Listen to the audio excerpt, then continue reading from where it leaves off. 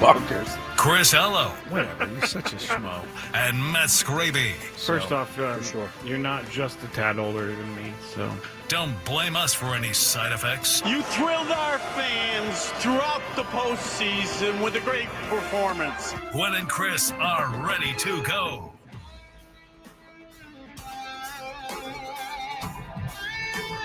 Welcome in to Gwynn and Chris on this Tuesday afternoon. Tony Gwynn Jr., Chris Ello.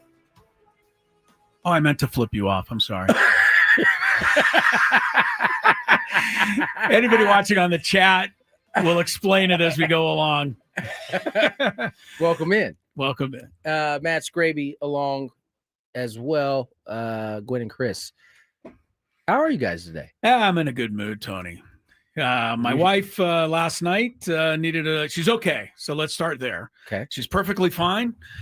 Bit of a false alarm, but got a little concerned about some swelling in the back of her knee.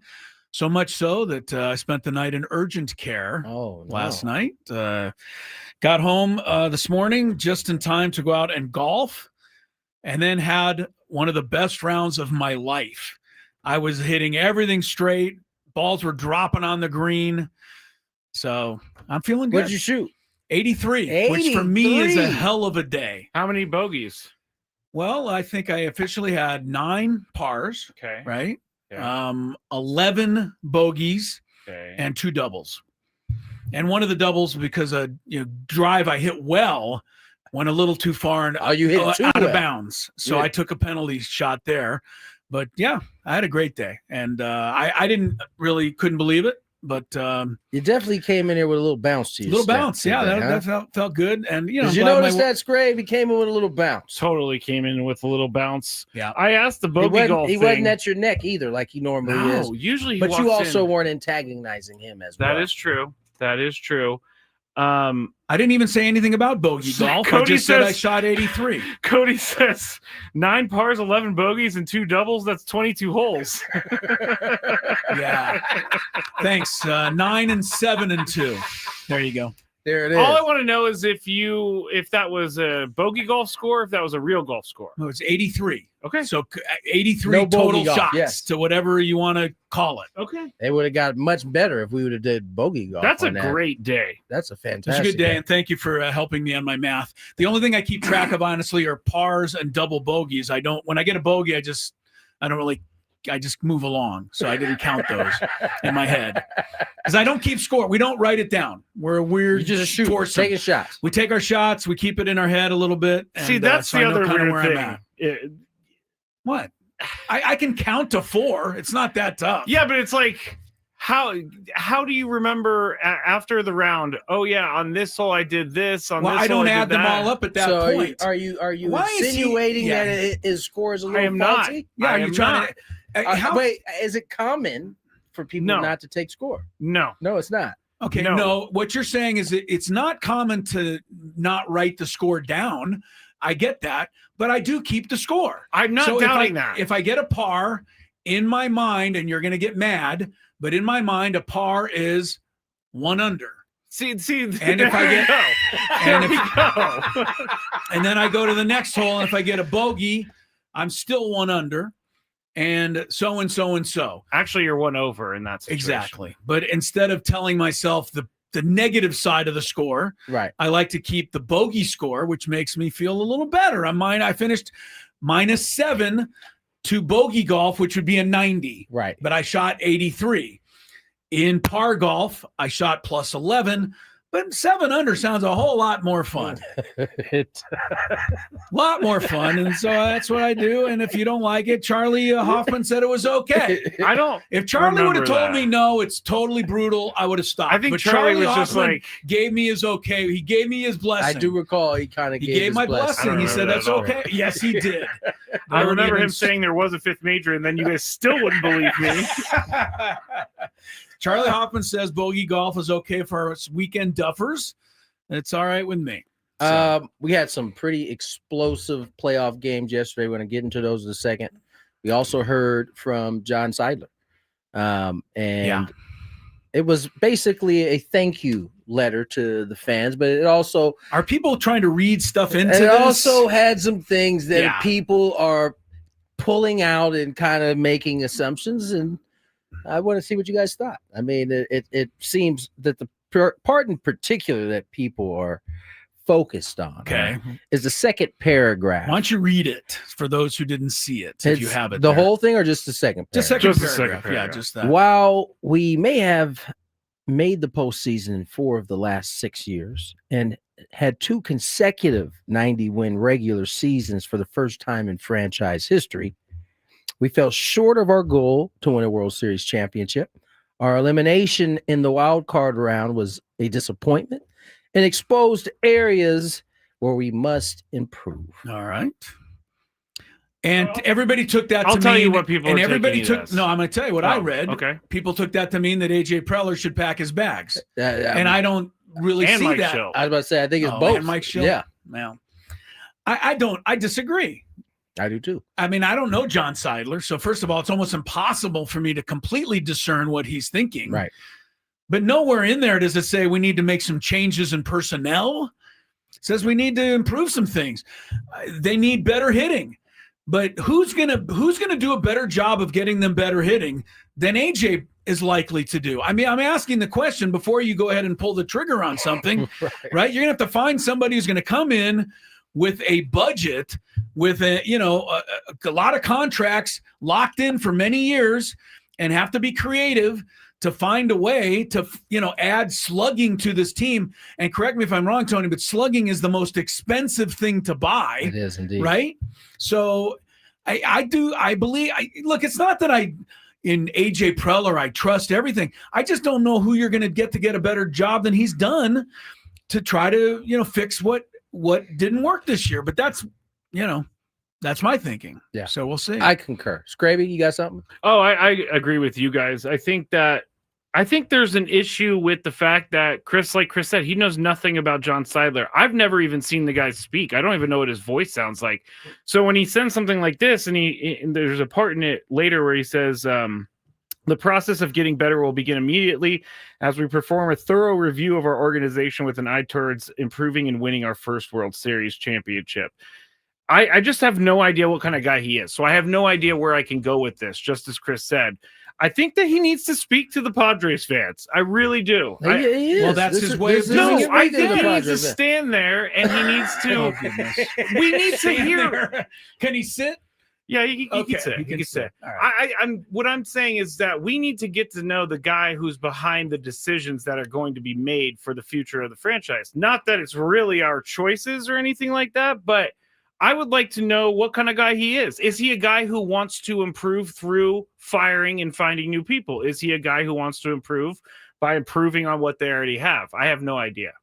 I think it's a luxury for a fan base to know their owner, right? In the case of the Colorado Rocky fans, they'd probably rather not know their own. No, they keep packing his ballpark though.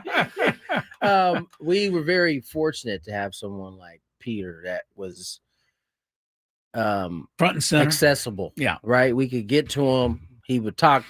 I don't know. John may or may not decide to approach it that way. I mean, just the little bit I know of John, he's not the type that really seems like he wants to be like out in the forefront. We'll find out. I could be absolutely wrong on that, but I think this is his way of talking to the fan base. And if you break down that second paragraph, and you are a fan out there, second or third paragraph, really. But what I want him to say is pretty much what he said. Yeah. I certainly don't want him to say, hey, we're pretty happy. We had another great year. We appreciate you fans coming out. We're going to do it again next year. I would much rather him say, we got some things to improve. Yeah. We got to do better. We got to get further. That's what I want to hear. I don't, everyone wants, if you want to read into that people are getting fired, maybe they will, but I just don't read into that. I agree with that. I agree with that for sure. I also don't think that he means that he's going to fire anyone or make huge sweeping franchise altering changes.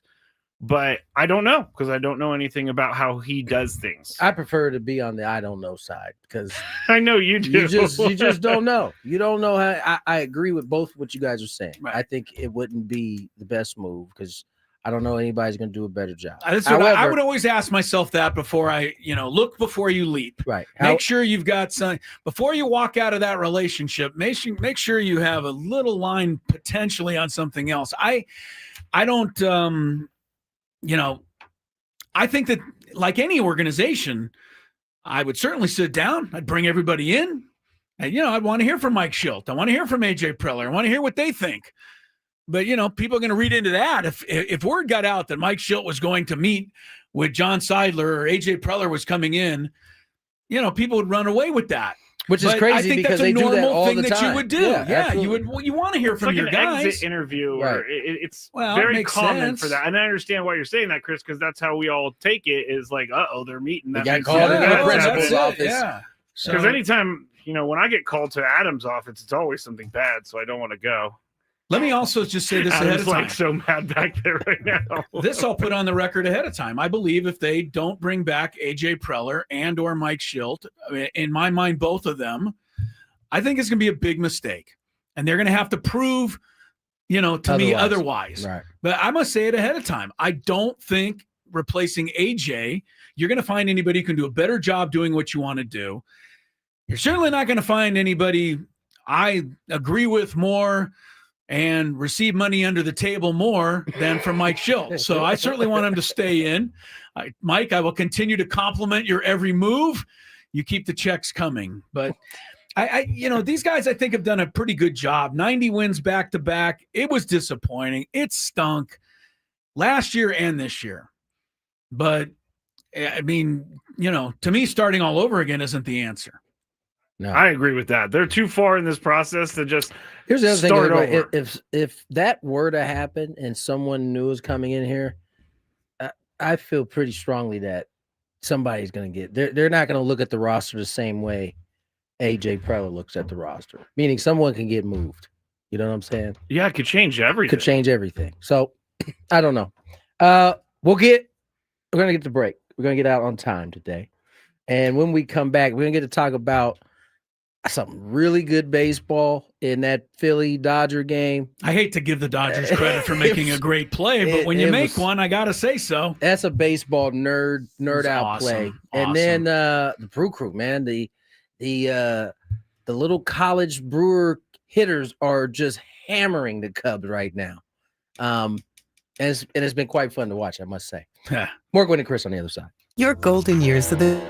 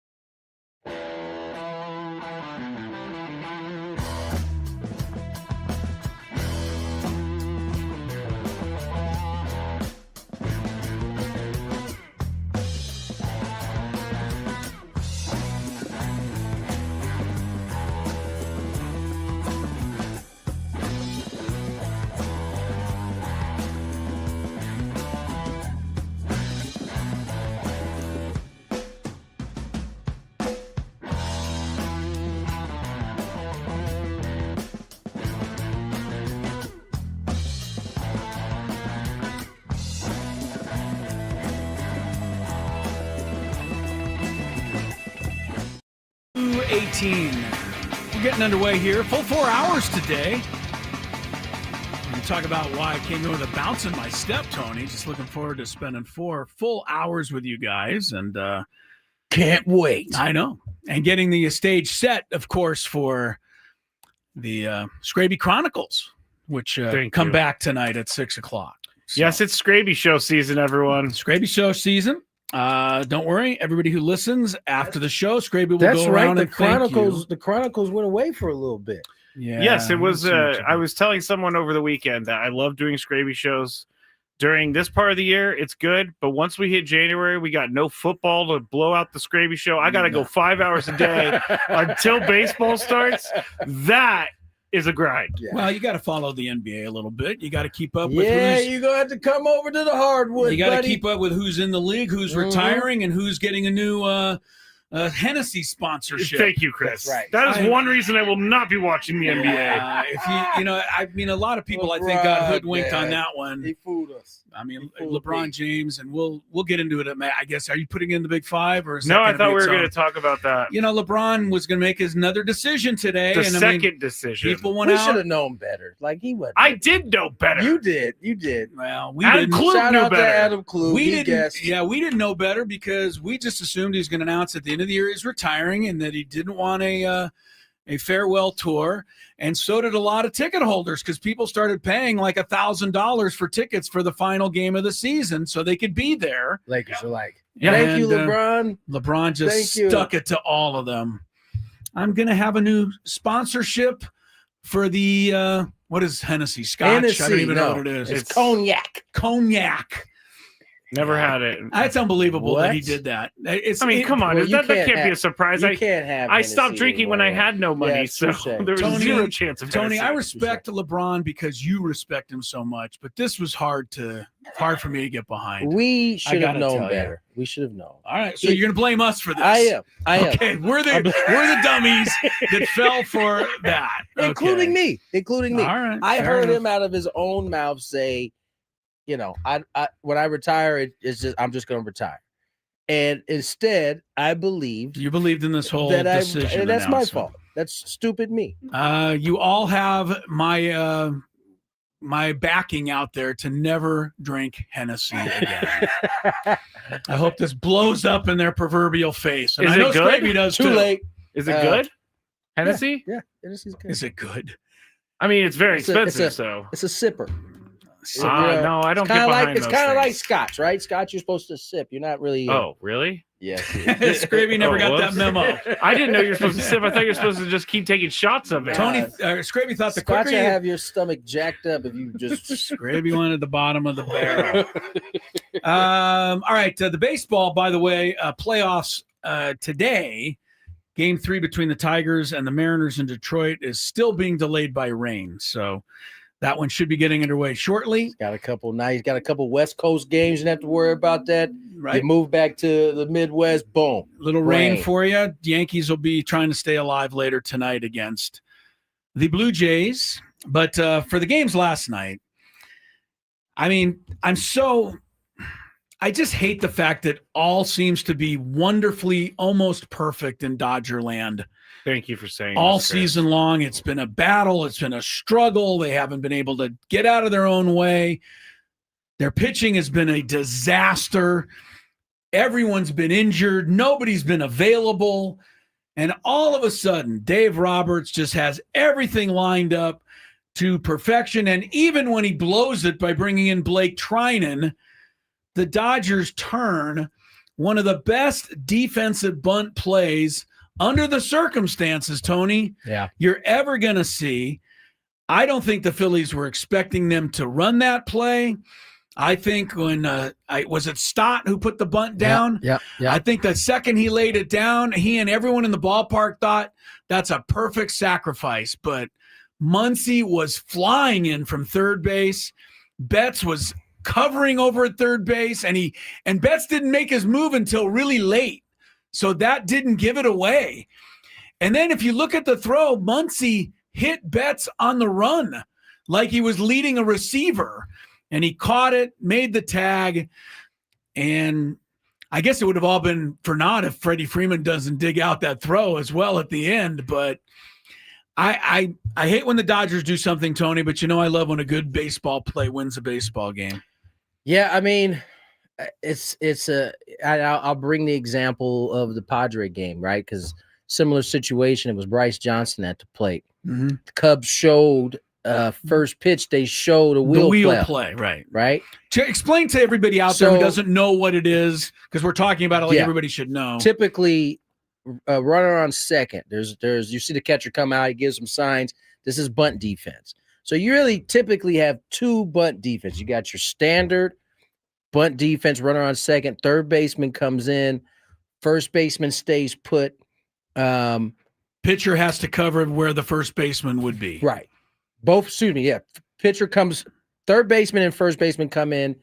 Second baseman covers first. Right. And you get the out at first. So it's geared to make sure you get the out at first and you let them kind of get the bunt down. Right.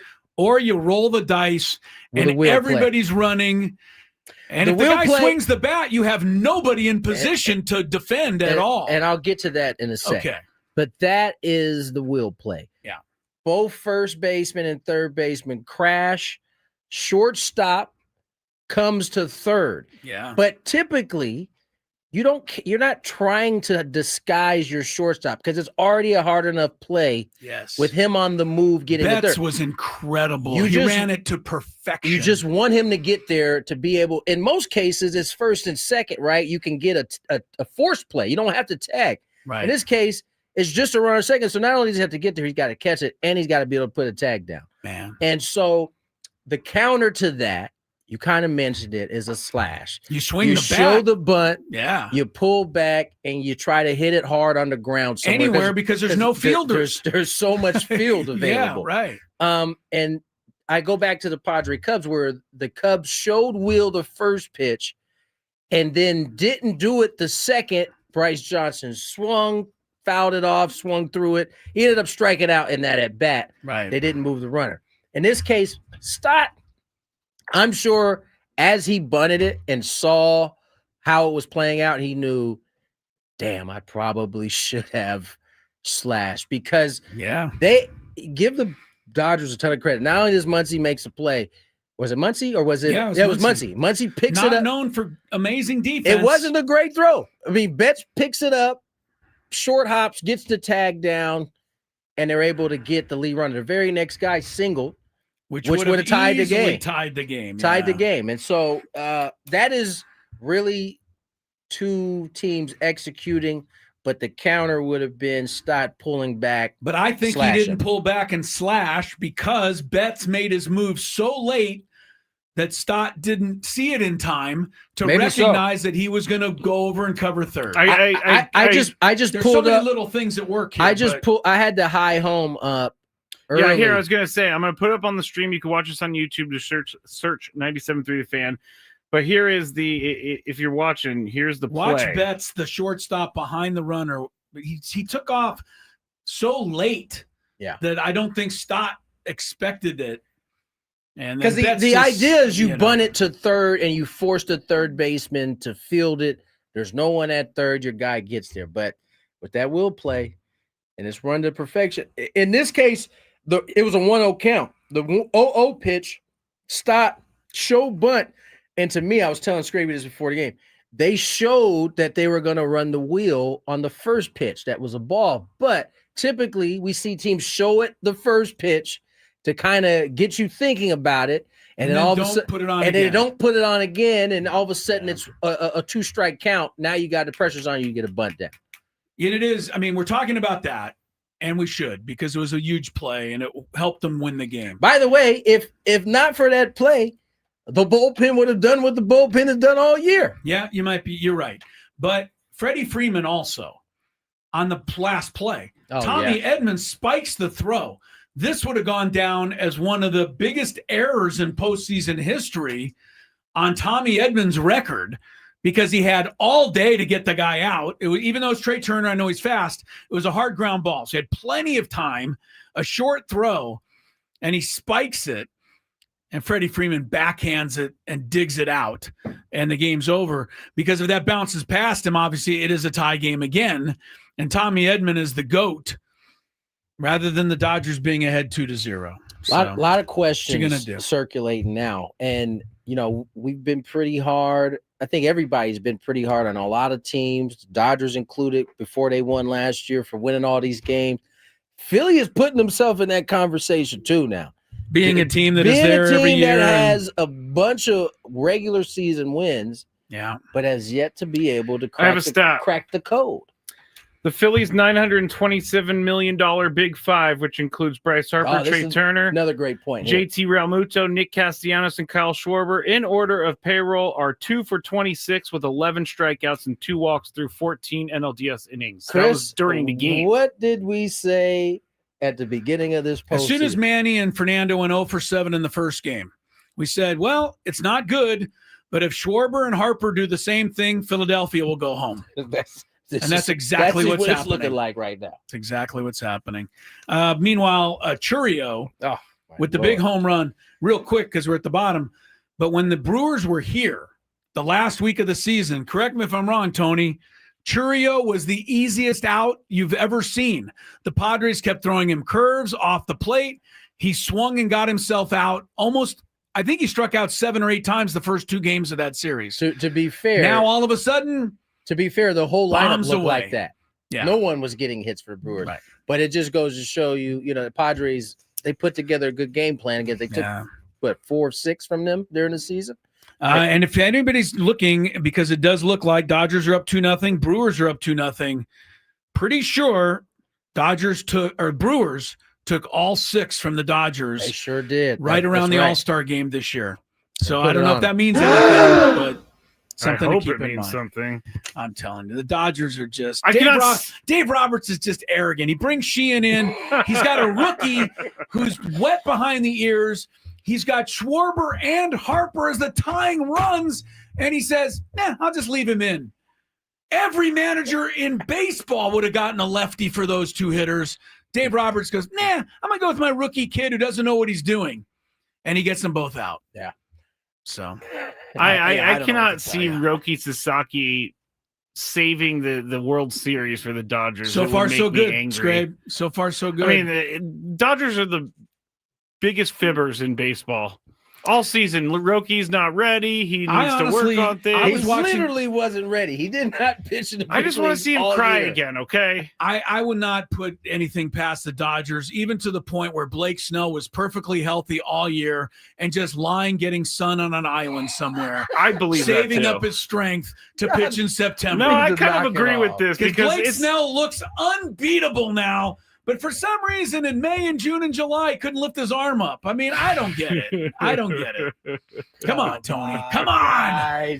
Come on. Crazy. All right. We'll take a break. Much more Gwynn and Chris. AJ Cassavell going to be on the show today.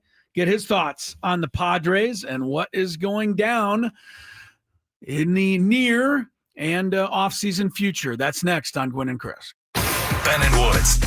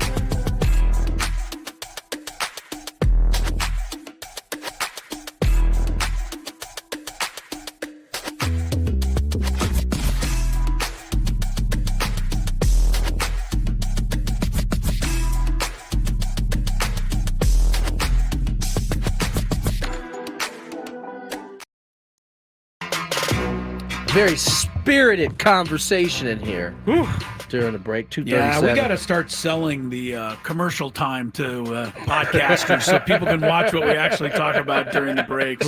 That's actually the most interesting part of the show. It probably is. That was pretty. Especially when Adam comes in here and he's arguing his points. And I think we can find out. AJ Cassavell has just probably going on vacation now. His season's over. He's probably flying to an island somewhere in the Pacific. He's probably taking Blake Snell's hut that Blake Snell spent the summer in before he came back to pitch like Sandy Koufax last night.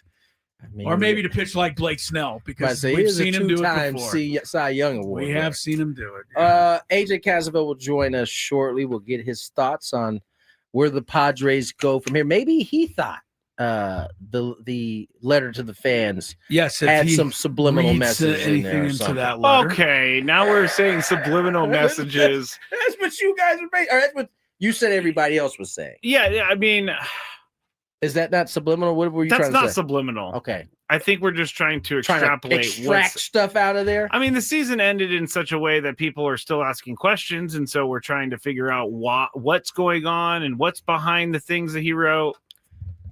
There were things that who wrote? John Seidler. Oh, John Seidler. To all the Padres fans. Well, said that they're going to take a good look at everything. And AJ Cassavell will have some thoughts, I'm sure. He always does. Still rain delay, if anybody's wondering. Yeah, they really haven't even announced when they're going to start this game. The Mariners and Tigers game 3. Yeah, they had us fooled there for a second. I know Fox put up the replay of game 2 and was like, wait a minute. Real quick before we move on. Skraby's getting AJ on the phone as we speak.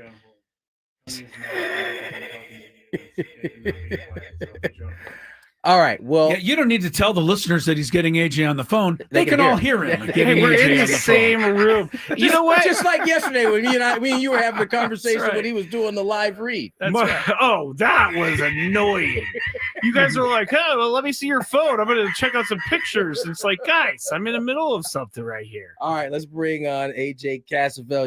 He joins us. I don't know where AJ is. He's probably being a dad somewhere. I hope he had a good Saturday, because it very, very well may not have. He only agreed to come on if we didn't talk about Saturday. I thought. Hi, AJ. How are you, sir? Hey. Yes, the Padres elimination allowed me to be there to witness that debacle. I thought about you. Did you go to the game? I thought about you. I went to the game. Yeah. Oh man. Yeah, well, that's good. You could yell at James Franklin in person. It probably felt a little better as a Nittany Lions You know what? fan. I had a good time. The tailgates were fun. The game was miserable, but I had a day out at the Rose Bowl. Good for you. Good for you. All right, AJ. We've all had a few days to kind of recover from the hurtful loss out in Chicago. I mean, you've already kind of touched on it in the article today about some of the things the Padres have to address. First, I mean, what were your thoughts how the whole thing ended? Yeah, I think it came down to them not being able to score. And that was kind of the thing for most of the season. Yeah. Like, and whenever the games kind of felt big, whenever it felt like they had a chance to maybe make a move in the division, or some of the games at Dodger Stadium, it was just a challenge to score. And I do think maybe some of the emphasis on the Padres' lack of power is a little overblown, just because teams can win without being extremely proficient in the home run. Like, look at what the Brewers are doing right now. I think they're like 22nd in the league. But the Padres needed more power. They needed more power than 28th in the league in home runs. Yeah. And they have guys that should be able to provide that. And those bats went ice cold in the biggest moments. You can talk a lot about the pitching, and a lot of people have. I know there's been discussion of Yu Darvish in Game 3, and I know there's been discussion of like what to do with the bullpen and how they deployed it. Like, the fact is they scored 5 runs across 3 games, and that's not good enough. It's not going to win you a wild card series. And there's reasons behind that. There's reasons which I'm sure the Padres will look to address this offseason. There's reasons I'm sure the Padres will hope to change kind of internally. A lot of these guys you would maybe expect more from in those spots that didn't deliver. And so here we are entering the offseason with a team that couldn't quite get it done offensively in the biggest moments. Yeah, it's so disappointing, especially coming off the heels of, how last year ended, AJ. And I just, I wonder, is this, if it happened, fool me once type of thing. It happens once, you say, well, it was just a one-off. I mean, we just had a, rough time, but then second year in a row, something similar happened. So does that mean it's philosophy, or does it mean the players they have, or whatever, not clutch, can't rise to the occasion? I mean, how do you honestly even judge that or figure that out if you're an organization? Yeah, I think the comparison to last year is like last year was a little different in the sense that team hadn't done that all year. That team had not gone quiet offensively all year. Is one of the I've made the point that it was the best offense in Padres history in 2024, and then they went ice cold in the postseason. Like, if you want to write that off, or if you want to say, wow, that's just incredibly unfortunate timing, or they faced some excellent pitchers, all of those things can be true. But then you look at what this season was, and this season was not last year's offense. This season was us spending the entire summer wondering when that offense was going to fully click. And they dealt with injuries, and they dealt with guys in and out of the lineup. And then obviously the trade deadline made that offense as proficient as it should have been. And then they lost Ramon Laureano. There's a lot of mitigating factors there. But the fact of the matter is, this team did not perform offensively like it should have for most of the season, particularly against quality opposition, and then got to the postseason, and it didn't change. It was still the same kind of what we had seen. And so, is it philosophy? Is it personnel? I think the answer is yes. I don't think. I've said this a couple times now. I don't think the philosophy needs a complete overhaul. I just think it needs a tweak, maybe, to focus or to tap into that slug a little bit, because there are some, for Fernando Tatis Jr., for instance, there are some very good things he did this year in terms of his plate discipline, his approach, his ability to get on base. If you can marry that with his ability to hit 40 homers, which we have seen him do, I think that's the goal. So I don't think that takes an overhaul. I think it might take another piece or two in the offseason if you can find one or two more Gavin Sheetses. I know how hard that is. Gavin Sheets was a major success story this season, but guys with a little bit more slug to kind of fill in a couple of those spots lower in the lineup, and then you pair that with a little bit of a philosophical change. It's all so much easier said than done, but I think that's the path forward. Or one little piece added, and then everybody else do what they were expected to do this year in terms of the power, right? I mean, you kind of hit on it earlier. Yeah. Some of the guys didn't quite get to the levels that we've seen them get to in the past. AJ, I want to ask you a little bit about Yu Darvish. You mentioned him in terms of pitching game 3. I mean, I know it's impossible for you to know, but what does your gut think? What do you think? Have we seen the last of Yu Darvish? It's a 50-50 proposition for me. Maybe not 50-50. That's the wrong way to say it, because I would lean toward Yu Darvish being back, just guessing. But I think the fact that he alluded to the idea of, I have a decision to make, I haven't thought about that yet, in his post-game interview on Thursday, that at least tells us that there's a decision that he knows is coming. Right. So it's something he's going to have to think about, and I wouldn't expect him to make the decision instantly. He's a very thoughtful person, and he will ruminate on that decision. I think there is. I also don't know the status of his elbow. I think he pitched through some stuff with that elbow inflammation, and part of what he did this summer in terms of basically missing the first half of the season was to preserve the health of that elbow. What does he need to do to be himself, to take care of that injury, and to be the version of himself we saw in September and October 2024? If he thinks he can become that guy, if he thinks that the elbow is not an issue to getting back to that form, I think he'll be back. If he thinks it is going to be a challenge, I don't know. I don't know what the future holds. Obviously, he has 3 more years left on his contract. I think $16 million owed to him next season. There are luxury tax implications and all of this. There's a lot to kind of sift through, but ultimately it's Yu Darvish's decision, and I don't know the answer, and I don't know if he knows the answer at this point. AJ Cassavell does the Padres stuff for MLB.com, and is always gracious with his time on this program. I guess the acting mouthpiece or owner for the Padres, John Seidler. Mouthpiece sounds like a negative connotation. I don't mean it to be, but he wrote something and to the fans, and I'm sure you read it, AJ, and some of it talked about how this wasn't good enough. We got to figure it out. We got to get better. We got to make some changes. But a lot of people ran away with that and said that means changes in the front office, the manager. Is that even something that fans should be running away with, or what you read? Did you just say changes in the way they go about, approaching, attacking and scoring runs? Yeah, I wouldn't run away with anything from that statement, because to be honest, it read to me pretty much like a disappointed end of season statement. Yeah. Like they always read. Right. And so they're disappointed. They need to get to the root of the cause for the disappointment, and then they'll make changes. And those changes could be we don't know. We don't know whether they're small changes, whether they're big changes. We will wait and find out, and maybe find out in the soonish future. But the statement to me read like a disappointed end of season statement, like it usually does. And we got several of those from Peter Seidler through the years when the Padres seasons weren't as good as what they envisioned. And so to answer your question, I don't think it's smart to run away with any notions of who might be gone after this, but I do think it leaves the door open for a potentially interesting offseason without making any declarative statements from what we read from John Seidler. AJ Cassavell joins us. MLB.com, covers the Padres during the course of the season. And AJ, we got our second season of Jackson Merrill. Finished second in Rookie of the Year, his first season. This year, he finished with about 114 fewer at bats due to missed time due to injury. What did you come away with after year 2 of Jackson Merrill?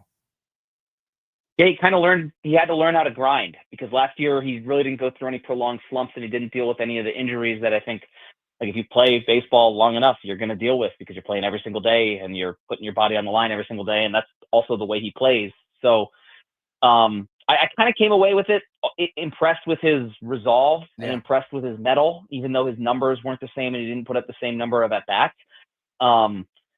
I look at him as one of those guys, how does this offense get more slug? I think there's more for Jackson Merrill to tap into, and I think he would be the first to say so. And I also think that he would be the first to say that this year didn't go the way he wanted it to go. And so we're talking about internal improvements. I am expecting a big year 3 for Jackson Merrill, just based on knowing him, based on seeing his trajectory, based on the fact that those injuries weren't exactly anything to do with Jackson Merrill's routine or anything. They were mostly fluke injuries. And so I'm looking toward 2026 with Jackson Merrill on board now for 9 more seasons.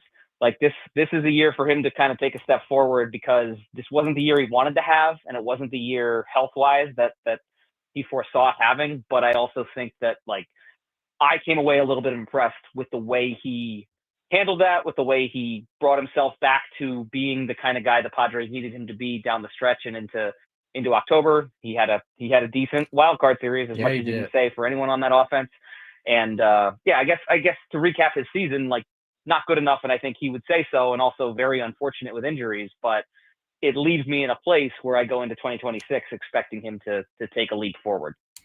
AJ, appreciate the time. I want to slip a couple of quick ones here at you. I want to throw you 4 or 5 names.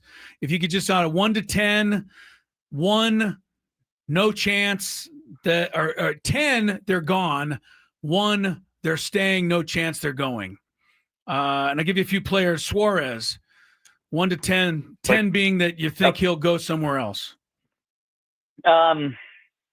I don't think it's likely that he's back. I think the bullpen's outstanding already, and I think it's more likely that he declines that option that he has. How about Arise? 7, I think. 7. I'm not entirely sure. Arise's market is the one I'm least certain about of all these guys who I'm sure I'm gonna get, but I think it's more likely that he's not back, given what we discussed about the Padres' need for power and maybe a philosophical switch and they do need a first baseman though, so maybe 6.5, 7. 6.5. Dylan Cease? 9 or 10. 9 or 10. Okay. You touched on this one, but I had it on my list. AJ Preller. At this point, hard to say, I know, but 3, like Three. or 3 Okay. or 4. I think he's probably, like, it's hard to say, but and it's interesting to see like what happens if there are any extension discussions, given that he would be entering his final season under contract, and that's where a lot of the speculation I think comes into play. But I think he's done. I personally think he's done his best work in the last 2 seasons, building some rosters that. 2024 roster was definitely capable of winning a World Series. And I think this last year's roster was too. It just didn't reach that potential, and maybe some of that burden falls on him. But yeah, it'll be interesting to see given kind of where he stands in his contract situation right now. One last one. I know we're running out of time, but people who think that they're going to blow it all up and go crazy, what number would you put on Fernando Tatis, like being traded and they change the trajectory of everything? Like 0? 1.5. A half? That's maybe Okay. not 0 because you can kind of see why it would make sense theoretically, Right. but it's not. It's just so unlikely because you're making yourself significantly worse if you do that. I don't foresee there being a deal where you're getting back that kind of value Right. to trade away a guy that's that good, who I had on my MVP ballot, who's I mean probably not at the height of his value either, given that he's not coming off his best season. It just seems very unlikely. Even if you could kind of make a case financially and whatnot going forward, 1.5 is what I'll say. All right, I got a bonus one before we get out. Bonus. Here. 10 or 1 chances of Penn State getting into the college football man, playoff. they still got a chance. I said yesterday, AJ, they got to beat some good teams though. Yeah, I mean they of course still have a chance. I think if you look at like kind of where Notre Dame was a year ago, like granted, Notre Dame didn't have to go play Ohio State at Ohio State. So the chances are 2 out of 10.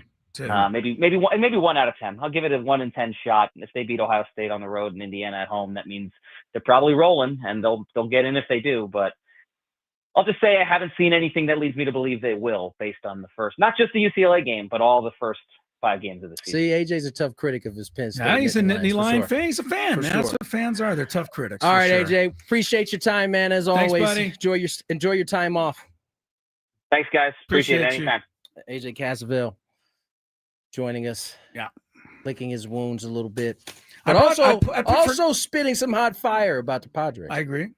And I should mention, and I was supposed to mention, that he joined us via our brand new fan hotline and interview hotline, the David P. Morgan. David P. Morgan. Oh, brother. David Morgan's a pitcher. Want to thank the Padre pitcher for sponsoring our interviews. The David P. Shapiro fan hotline. I'm crazy. Facing criminal charges, trust David P. Shapiro, criminal defense attorneys, helping clients regain control. I need to regain control.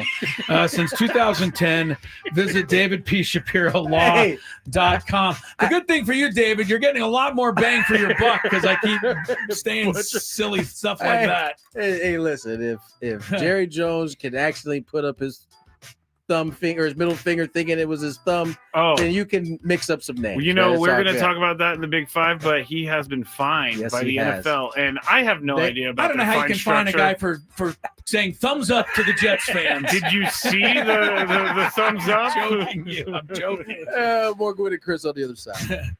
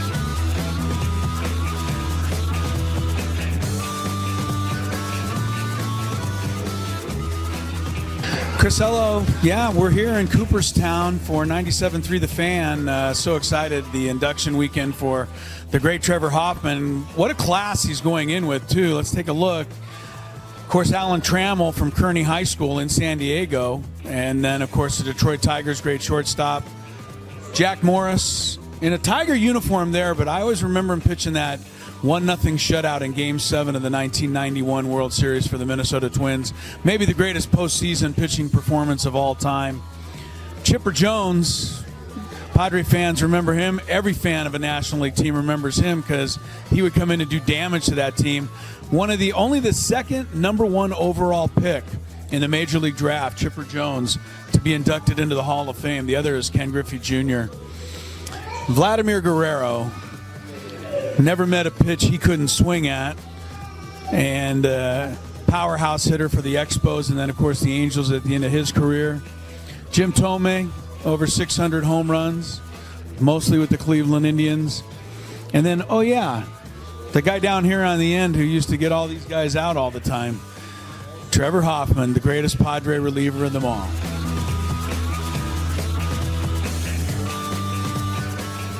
Two of the greatest outfielders in the history of baseball. Of course, you've got Babe Ruth right here.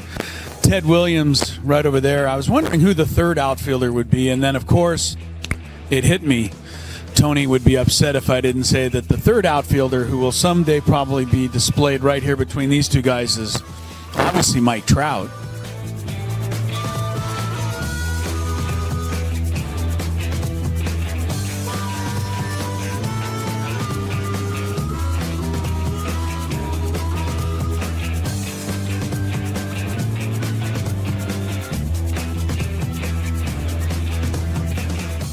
And this is the San Diego Padres locker room here in Cooperstown.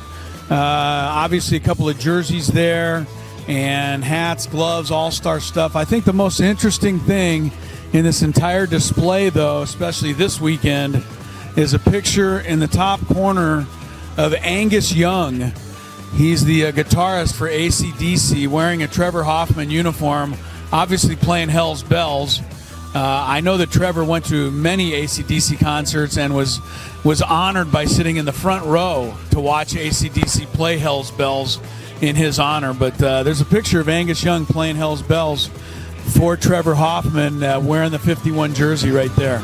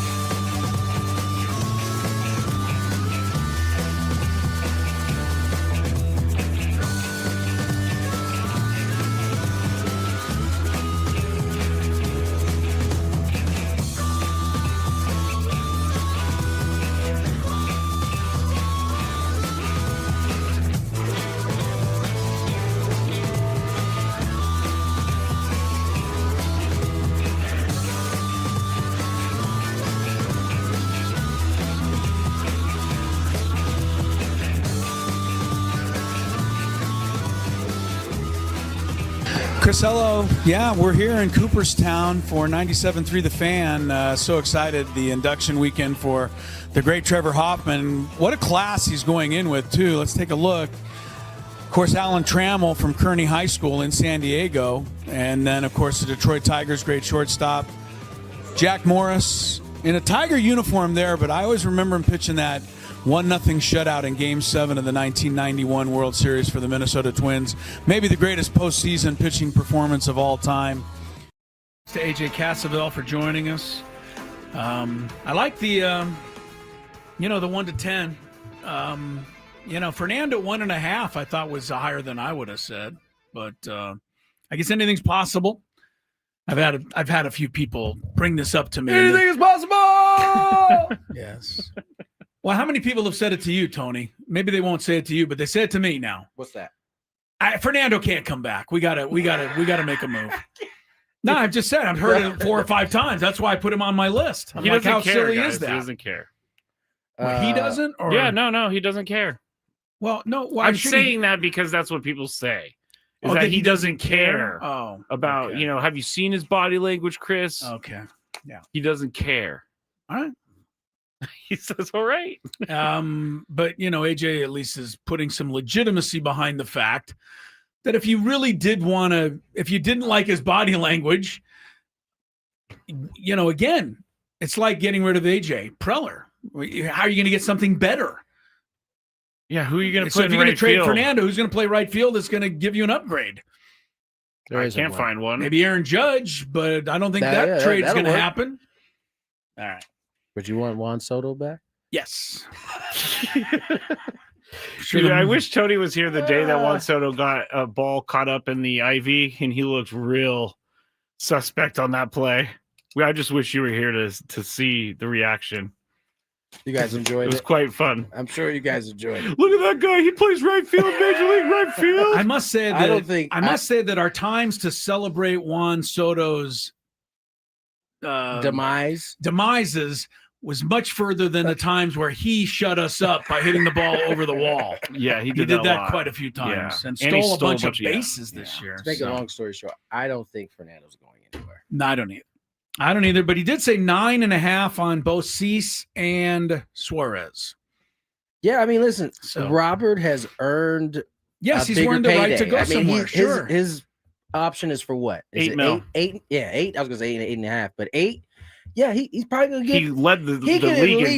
He can at least get $3-4 million more. He's looking at what Edwin Diaz got. Is like.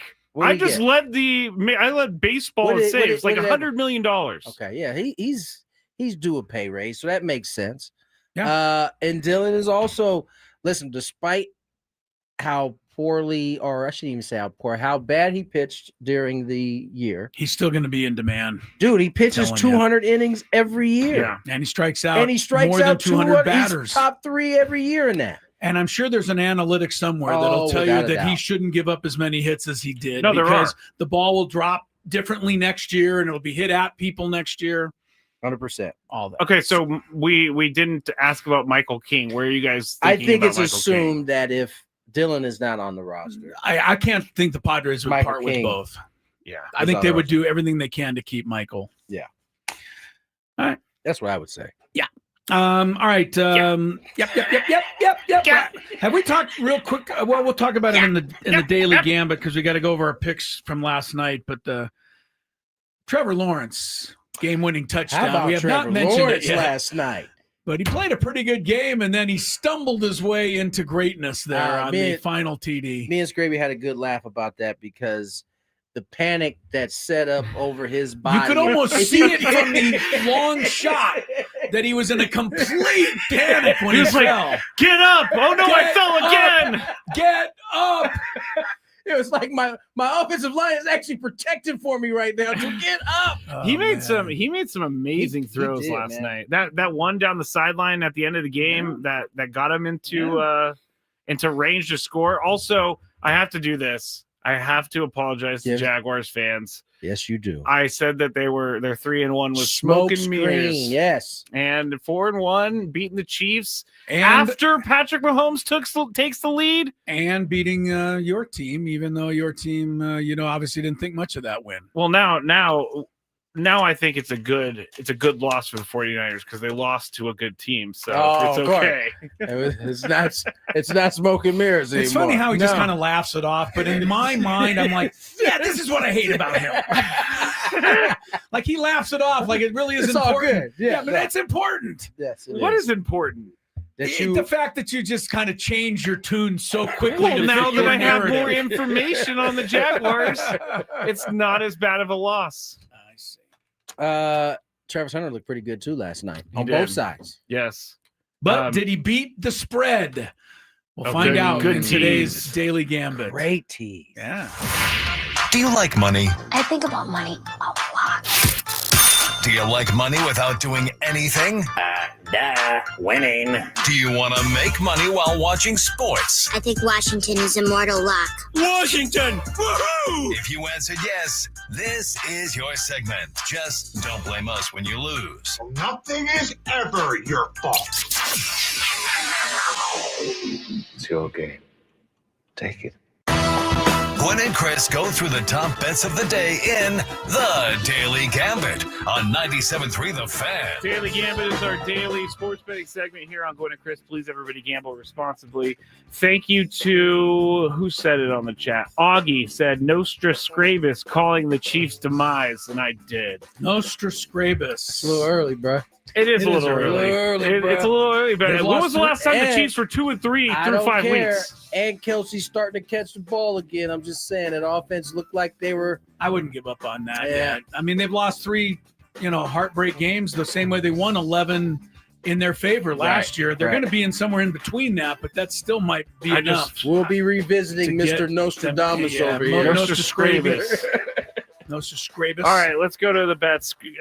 Chris will get the one that I missed yesterday, but we had Brewers -1.5 against the Cubs. We all took the Brewers, and the Brewers won 7-3, so we were right on that one. Otto Kemp, Point Loma, Nazarene Zone. Over, under, 0.5 hits. Sorry, Otto. Chris went faith. over. Tony and I went under. He did not have a hit I think yesterday. he struck out both times. Well, everybody was striking out against Blake It was Snell. Blake Snell up there. Yeah. Jacksonville Jaguars and the Chiefs over under 45.5 total points. Chris went over. Tony and I went under. This game ended up 59 points, so it was well over. Right. And then Mahomes -35 passing yards against Trevor Lawrence. Chris went Lawrence. Tony and I went Mahomes. Mahomes was 318 -35, so I didn't do the He math. won that. 278 to Yeah, he 221. And then Travis Who Hunter won? over under 3.5 Mahomes won. catches. Oh, okay. Yeah, Mahomes won. Yeah. Travis Hunter over under 3.5 catches. We all went under, and we were all correct by 0.5. I actually went over, so I lost that one. Oh, you did? You just didn't. You just right. We giving all had money to the. people that don't We also deserve had the money. Phillies plus Sure. a 1.5 against the Dodgers. So even though they didn't win the game, those 2 runs in the 9th helped us They matter. cover the bet. Overall, Tony Skraby, the big night, 7-1. Whoa. Tony right there, 6-2. Why can't this happen when I actually bet? Yeah, I was a much quieter 4-4. All right, Seattle -1.5. Seattle -1.5 at Detroit. The game hasn't started yet, so game 3. Mariners on the road. One thing that was interesting, Detroit, first of all, hasn't played a home game since the 21st They got Kansas of City next week, September. don't they? Beg your pardon? Don't they have Kansas City next week, Detroit? Oh, you're talking football now. you're I'm back talking to Tigers, baseball sorry. here. Yeah, I'm back to baseball. The Tigers have not played a home game since September 21st, and they lost their last 7 games at home. Yes, they did. But they're home for game 3. I'll take the Tigers here, plus a 1.5. I like the home team. Maybe they lose, but by 1.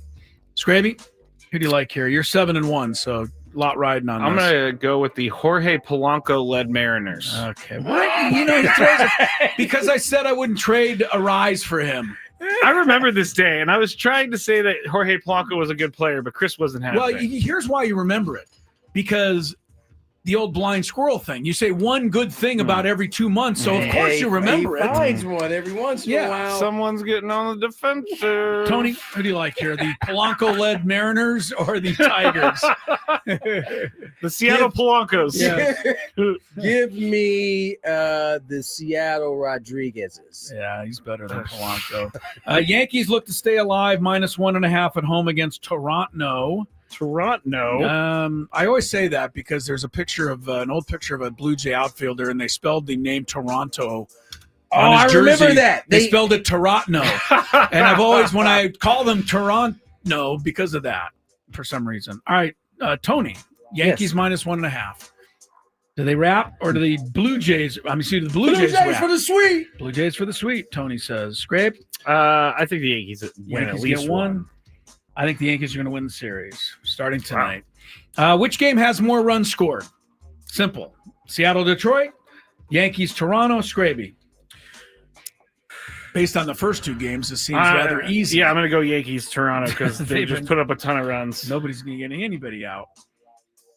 I'll say, Seattle and Detroit can't score, especially in that ball. Can we get a pitching matchup for both games? Yes, please. Sure. It's gonna influence. It might take a half a second here, but I got one. I got Logan Gilbert, Jack Flaherty in the Mariner game. Shane Bieber, Carlos Rodon. Blue Jays, Yankees. Yeah, give me Blue Jays, Yankees. Blue Jays, Yankees.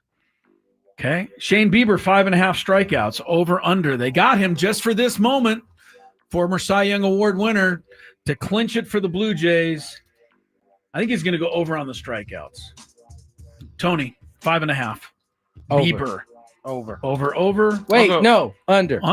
Oh, I was going to go under. This is Shane Bieber, not Justin. Skraby? Under. Judge versus Vlad.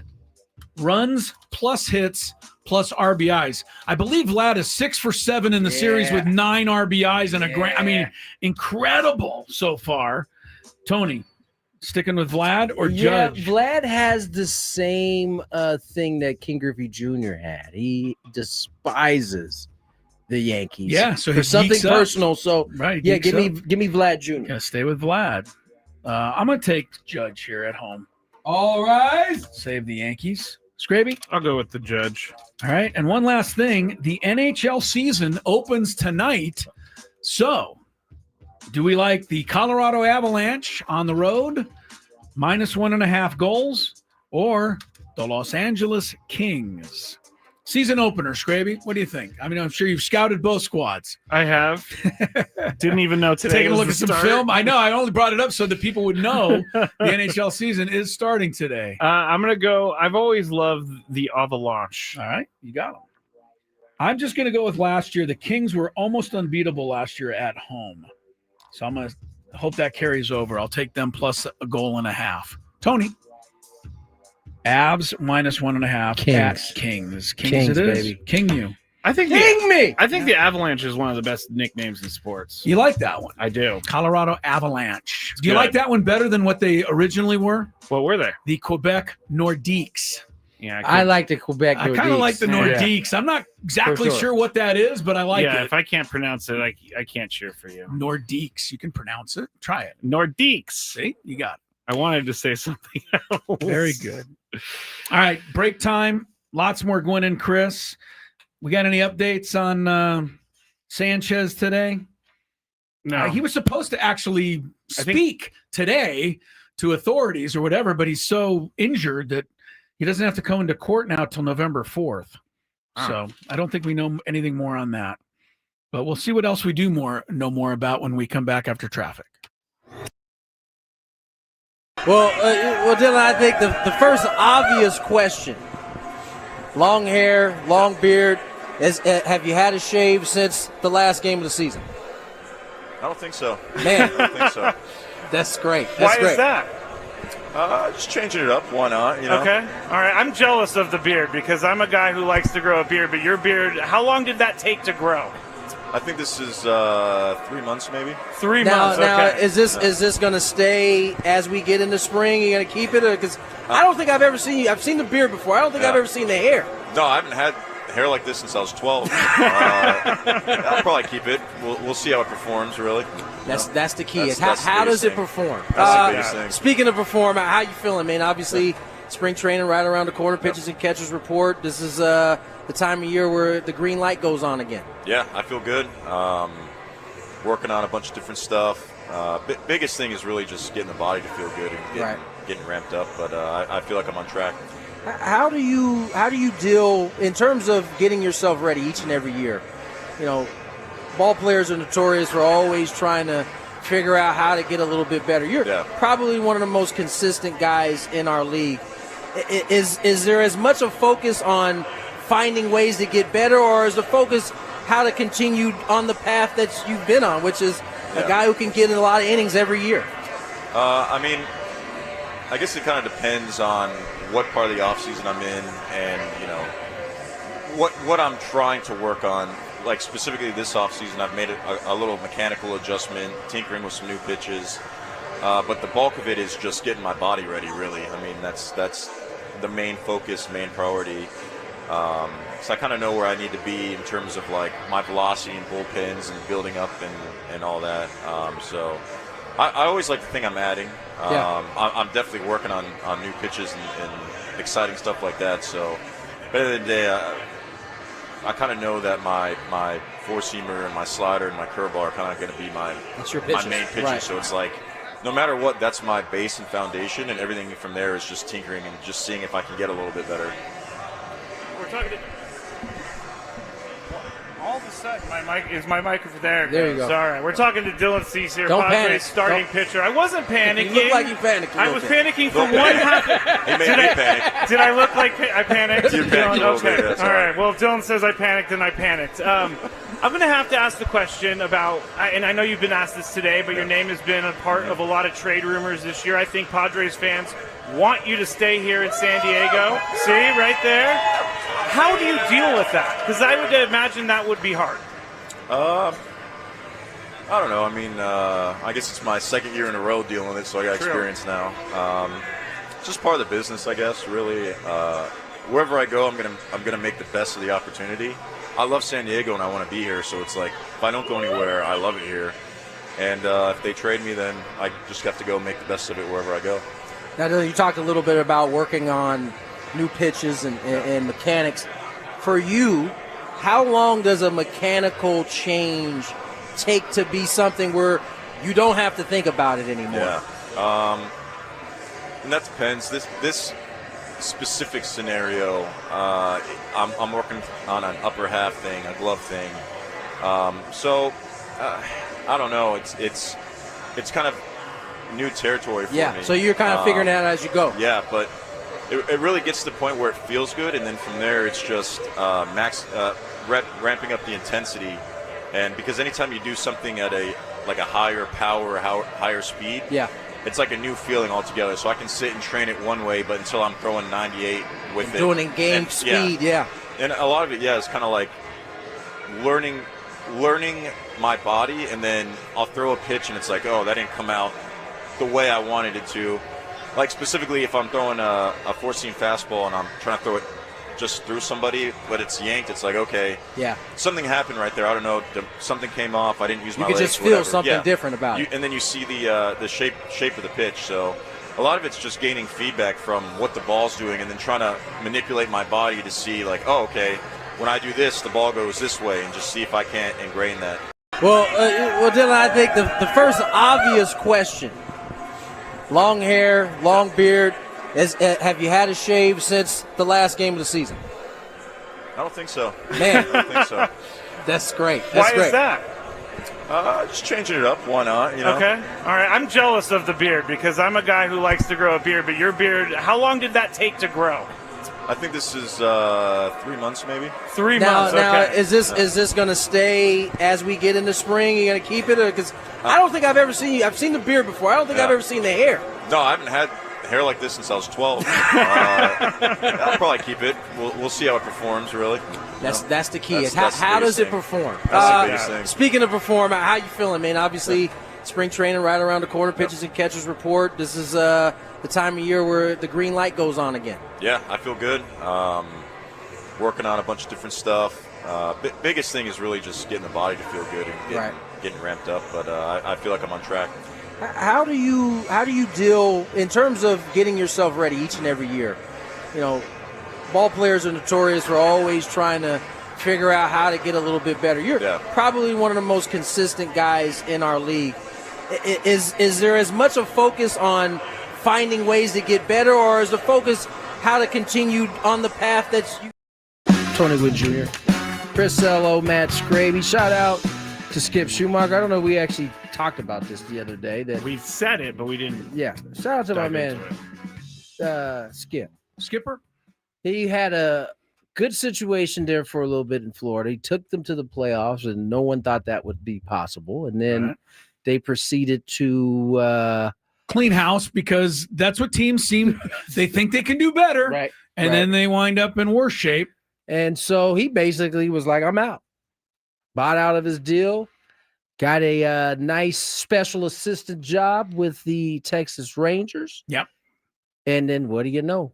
Bruce Bochy steps away, and he steps right on in. And I think him and CY, Big Chris Young, White Chris Young, right, will White Chris Young. Yeah, well, okay. there's two of them. Yeah, right? there's the guy. And on I MLB get it Network. on, and they're both in my phone, and so I have to kind of. I literally center have to fielder separate for the them. Diamondbacks, Yeah, 100%. Chris Young. I've called one thinking it was the other. I've called the other thinking it was the other. That's hilarious. I find that hard to believe, Tony, knowing your incredible attention to detail.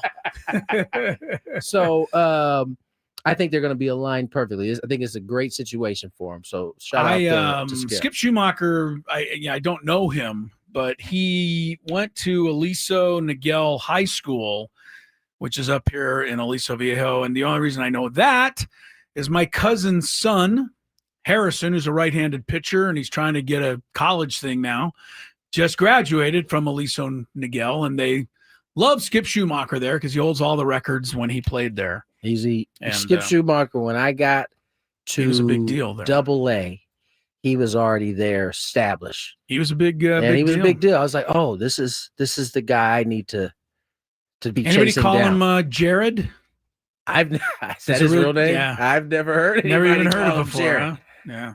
I just know that he's going to do a good job there. I think he will too. That being said, I saw another former Padre might be in the running for a head coach for a managerial job. And that would none be other than my man. Oh, wait, I'm kind of forgetting. Hold on. Let me remember who it was. Now you forgot who it is? You forgot your man? Is it a former player or former Give me a aide? second. Oh, Give me a Tony second. told me this name before I the did. show, too, and I can't remember it either. Remember Oh, goodness. who it was. I You know said, my incredible it's former attention to detail. teammates. It's former teammates of yours. Hold up. And That's going to come to me. And I said, A Tony. former Padre teammate of yours. Yes. Okay. Nick Hudley. That's Boom. it. Nick Hundley, I've heard his name. For Giants. Gigantes. Nick Hundley was a very, a guy that I did know because he came into studio often back when we were doing shows. Very good guy. Fan Awesome of Nick guy. Hundley's. Totally. And no relation to Todd Hundley or Todd Hundley's dad, Randy Hundley. They both were big leaguers. Nick Hundley was a different Hundley. Mr. Hundley was a football coach. Yeah. And so Nick has a football background. He always trained like a football player too. But anyway, he's in the running. It sounds like he's already interviewed. It sounds like for the Giants job. Speaking of local people done well, since we're on this, I had no idea until game one of the Tigers-Mariners series that the Tigers starting pitcher in that game was an Aztec pitcher named Troy Melton. He was here for 3 years, Tony. Yep. 20, 21, and 22. He had a 12-8 modest record for the Aztecs, modest 4.58 ERA. Did have more strikeouts than innings pitched, so I'm sure that's what caught everybody's attention. And good for him. He starts game one of the ALDS. Gave him some good innings, too. Yes, good job by Troy Melton, the latest Aztec to make it to the big leagues. Good job. I didn't even know he was kind of in the running to do that. So that was a good one. I was happy about that. Got any other ones? Plum out. Plum out of local success stories. I was like, who's Plum out? I was trying to figure it out too, Skraby. You weren't the only one. Who's Plum out? Plum out, huh? Projections for the Padres payroll next year. Interesting, yes. Will be $25 million in arbitration. This is, I think this was done by somebody we can count on, or is this somebody blowing smoke? It's MLB trade rumor. They're pretty good. They're pretty solid, right. and it's really the ARB guys that they're talking about. So this is not calculating who's coming off. This is just adding what they think guys are going to get come arbitration. That includes Jason Adam. That includes Luis Camposano. The Padres have some payrolls going up, or paychecks going up. Correct. But they also get Hosmer off the books, I understand. Correct. And Yu Darvish gets a pay cut. And so there's a few of those. But Maury Hone is the guy who's on arbitration. He's going to get broke off. Let me ask, does anyone think, this is my question, let's say Pete Alonso's agent calls. Let's say Schwarber's. Is that even something we can think about, or should we just put it to bed now so that we don't get disappointed later? I say put it to bed now, and if it comes up as a something surprise, happens. Yeah. it's a beautiful thing. Yeah. I guess I'm just saying. It's a beautiful thing. Although I got to tell you, Pete Alonso plays here next year.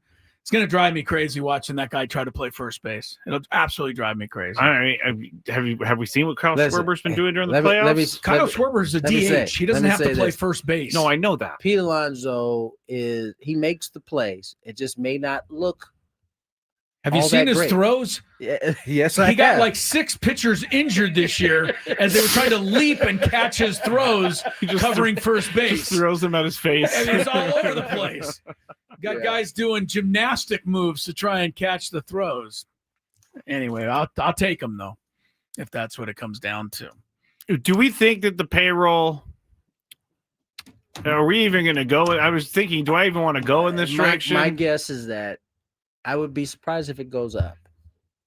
Yeah, I would be surprised too. Right? But I'm hoping that they're not doing Padres the whole. what high is this? They're up top. They got under the luxury tax. But I would also say this: if you keep AJ Preller, which is what we're rooting for here, at least, I don't know that the payroll has to go up significantly. He finds a way around that stuff, and still seems to manage to put together a pretty good club. I don't like that. That's the standard now. It has to be the standard. AJ We're Preller, still a smaller market team. We can't just willy nilly every year do what the Cubs, Dodgers, Yankees do. That's the thing, right? We've all got our got to look splash. at where we're at. Yeah, we got a little splash of what it was like to be, the creme de la creme in terms of spending, but we had to get back to levels that were a little more easier to maintain. It says here the Padres' total payroll allocations on SpotTrack is 216.8. They were the 9th team in baseball. Year. Dodgers obviously number 1, 350. Mets 342. Yankees 300. So that's 2 playoff teams. Keep going. Ooh, man, you got Phillies, you got Toronto, you got Houston, you got Texas, you got the Braves at number 8. So Braves and Mets are probably the biggest financial 5 of those disappointments 9 are playoff teams. Yeah, 5 of the top 9. 1, 2, 3, 4, 5. Yep, 5 of the top 9 get you. So you got to pay to play. So, yeah.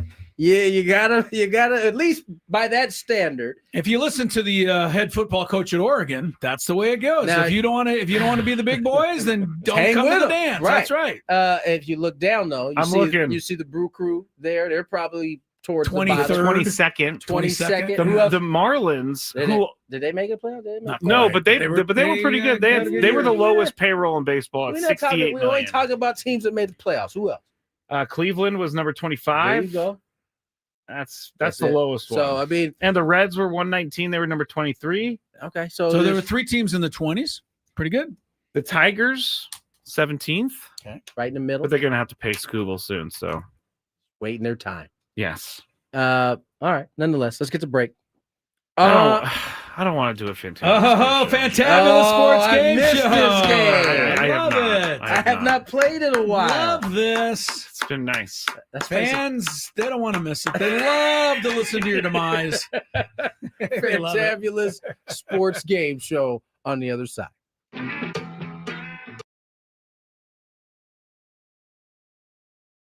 I actually got in trouble once when I worked at the bank for looking up a celebrity, and it was totally wrong on my part. Totally wrong. Looking up their account number? Just I searched their name in the account system, and Skraby, what is wrong with you? I was like 19. You'd be better off. You'd be better off admitting that you wear your underwear inside out. Frankly, this guy is just searching up people's accounts. It only happened that one time because I got caught. How did you get caught? The account was flagged, and anybody taking a look at it gets logged, and so I got called into the boss's office like 3 days later. What did that come? I'm sorry, I gotta ask, but nobody's supposed to be doing this preview. What did that conversation? How did it go? Well, why were you looking up Paris Hilton? Is that who it was? I can neither confirm nor deny. Oh my! I can neither confirm. That's really funny, Chris, that you just yelled out that name out of all names. No, but I walked in. I got called into the office, and I sat down, and all my boss. I loved her. She was great. Her name was Sharon. Amazing boss. She just slid the piece of paper in front of me. You knew said, what time "Did you it was." visit this account?" And I looked. Yeah. She was like, "We're gonna have to write you up for this, and if you do it again, we're gonna have to fire you." And I said, "I'll never do it again." And I got out of there as soon as possible. I took everything, but it was not good. Not good. Just curiosity, huh? He's like, I wonder how much they have in their account. Yeah. I mean, before I got caught, I did look up athletes. And, oh my God. I'm so glad you're sitting in this seat now. Yes, I'm so happy you're not doing any job that can be dangerous to people's futures. This was in the first year that I was there. I learned my lesson thoroughly. Chris, as I said, as soon as they walked in, they was like, yeah, that's our guy right there. That's our window. We're going to take him down. Yep. Just lucky I didn't get caught for I can't even say. I'll tell you guys off break whose account I saw and how much money they had sitting in their checking account. And this was how long ago, too, by the way? 2009, 10. Way before I became a good person. Didn't Bank America end up getting in trouble? Or was that it was one of those banks got in trouble? All of them get in trouble for selling information. But I heard folks like you. I wasn't selling any information. I was just wanting to see what was going on. Curious. I didn't check their account activity, which I could have. Been like, oh, they bought this here. I'm going to go up there. You know, I'm not that creepy. Well, that's stock. Oh, yeah, you're not that bad. I'm not that creepy. This is amazing, by the way. We're supposed to be doing. How are we supposed to do baseball picks under these circumstances? We can't anymore. I think we gotta push it. You guys never did it. Well, I mean, no, Skraby, we didn't. Really? Okay. Like you work at a bank, you looking at people's account information. That's unbelievable. It only happened for a little bit, and then I got for a little bit. I can't stop laughing at this because it is quite hilarious, Skraby. But you were saying that I may have gotten robbed or whatever. I actually did get robbed when I worked in San Francisco, and they're called quick change artists. How long did you work in the banking industry? 8 years. I was a teller supervisor when I finished. I was also the merchant teller, which took in around $150,000 in cash a day. Guess what? Always balanced at the end of the day. Yeah, I bet. But there was a guy who walked in. He had about $5,000 in hundreds, and he handed it to me. He said, "Can I get 50s for these?" And I said, you know, it's pretty annoying that he wants $5,000 in hundreds. In hundreds, and he wanted $5,000 in 50s. He just wanted 50s instead of hundreds. So I had to go get it from the vault. I come back. I'm starting to count it out, and then he's like starting to ask me questions as I'm counting it out. He's trying to and then what did I tell you, Chris? This is what I'm talking about. That window right there. Hey, this guy was so good that no one saw it coming. But so when I started getting mad at him because I counted out the 50s, he goes, "What are you doing? I asked for 20s." And I'm like, "What? You did not ask for 20s. You asked for 50s, bro." Yeah. I had to go to the vault to get those 50s. And as I was getting all mad and talking to my boss, he took the cash off the counter and put it into this folder that he had on the thing that the original 5,000 in hundreds. Yeah, well, he kept going like that, and then I was so mad, I just grabbed it and I threw it in my drawer. And then he was like, "You know what? I'm out of here." And he walked out. And then at the end of the day, $3,000. He got an extra 3 on you. $3,000. Yeah, he got $3,000. The thing about criminals like that, they can sniff out a mark really. I'm not a mark. You are 1,000%. I was actually the bank's dog. They got you for 3 extra. And that's the only time in my 8 years that I ever had anything happen like that. I'm sure there are people who've been there 8 years that never had 0 taken. Scrape, I got a 20 here. Can I get 5 5s, please?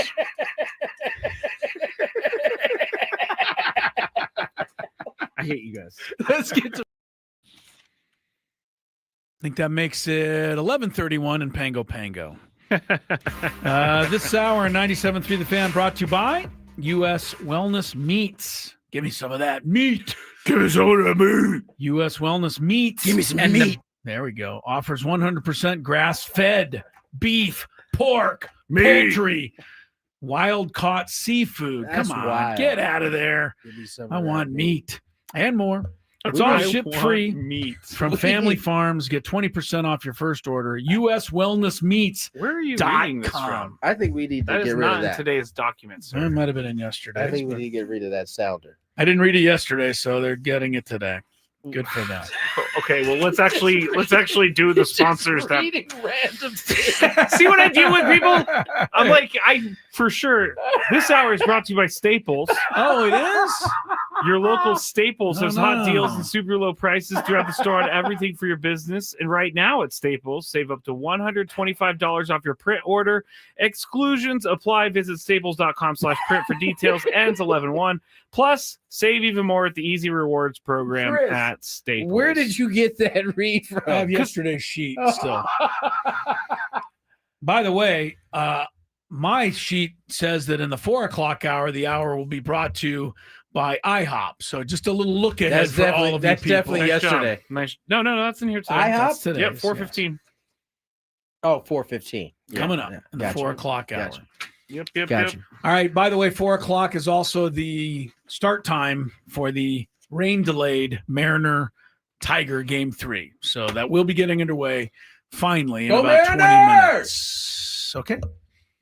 Yankees, Blue Jays play at 5. Can we get a Mariners, Dodgers? That'll really piss off everybody. Yes, make it as West. Make them all stay up late. That'll piss everybody. Yeah. Can we actually talk about the fact that Eddie Vedder should never have an Vedder Cup again? Oh, I felt like he was trolling us. Really? He was rubbing it in. Guy, not only so he's in the booth next to us. Okay. Him and I think it was it was Dempster. Okay. Dempster both in the thing. And he clearly has been to the stadium and he recognized Jesse and I, and he finished killing the seventh inning, the seventh inning stretch. I mean, he killed that, and he kind of knocked on the window, gave us some through the glass knucks. Yeah. But he was there all 3 games, fully cubbed up. Yeah. And he's made as far as I know, he's made no bones about. He's just got caught up in this I whole think thing he that did, someone sir. else created. I don't think it's his fault, but I think it's time we take his name off it. It was in full car. I don't even think he wants to be on it. Yeah. It is very, very, very strange. That's a tough one right there. Didn't he though eventually design the trophy or I think he did. plaque or something, or the did. guitar or something? He's like, you guys want me to design this for a series I don't care about? Sure. I thought that was kind of funny. I will tell you, Padre fans seem furious over the Eddie Vedder, all the attention he got. So I'm just saying, I don't know whether they have a right to. If you had done your homework, you would have known that Eddie Vedder was a rabid Cubs fan. Yeah, it just made no bones about it. Well, it's the same as I was in college, Tony. I don't have time to do my homework. Other things I got to do. All right, traffic, and then let's get into a little game show action. From the 855 Get Ross Traffic Center, protecting San Diego after accidents or injury, here's Kelly Danick. Several problems here. Southbound side of the 125, just past Hamishaw, vehicle fire clearing over the right shoulder. Also on southbound 15, just before the 163, you got a collision involving car and a semi. It's over the right shoulder. Watch out for a little debris reported in lanes. We also have on northbound 15, right before Rancho Bernardo Road, reports of a stalled vehicle in the second lane from the left. Up ahead, an accident clearing near Auto Parkway. And in the Fallbrook area, northbound 15, accident just past the 76. It's in the center divide. Then up ahead in the Fallbrook area, got a collision past Mission Road. That's over the right shoulder. I'm Kelly Danick with Gwynn and Chris, San Diego's #1 sports station, 97.3 The Fan. Hey, all you beautiful people out there, it's time to play one of our favorite games of the week. All right. We like to call it Ooh, I'm going to go Chris's Fantabulous Sports Game Show. And it starts right now on 97.3 The Fan. That's right. This is the show where Hungary is a nationally renowned country in Europe. I got into it with someone over the weekend about that. Many other little things. What'd you get into them about? We were talking about the game show, and they were asking me if you cheat, and because people wouldn't think this if you didn't bring it up all the time. Well, yeah, I kind of blame you for people thinking that I'm cheating. I can't remember Nick Hundley, even though we talked about it before the show, but he knows about something that happened 75 years ago. Those are ingrained. But we were talking about it. And by the way, I did remember. I just didn't remember right on the moment. And they go, did Tony really say Hungary? I'm like, yes, there's lots of audio of him saying Hungary. Well, I can tell you guys that Hungary will not be a correct answer today. Oh. There are 20 correct answers today, and I'll give you the category. You guys will exchange what you hope are correct answers. First person to 11 will win today. Or if you get 3 wrong answers, you get a strike each time.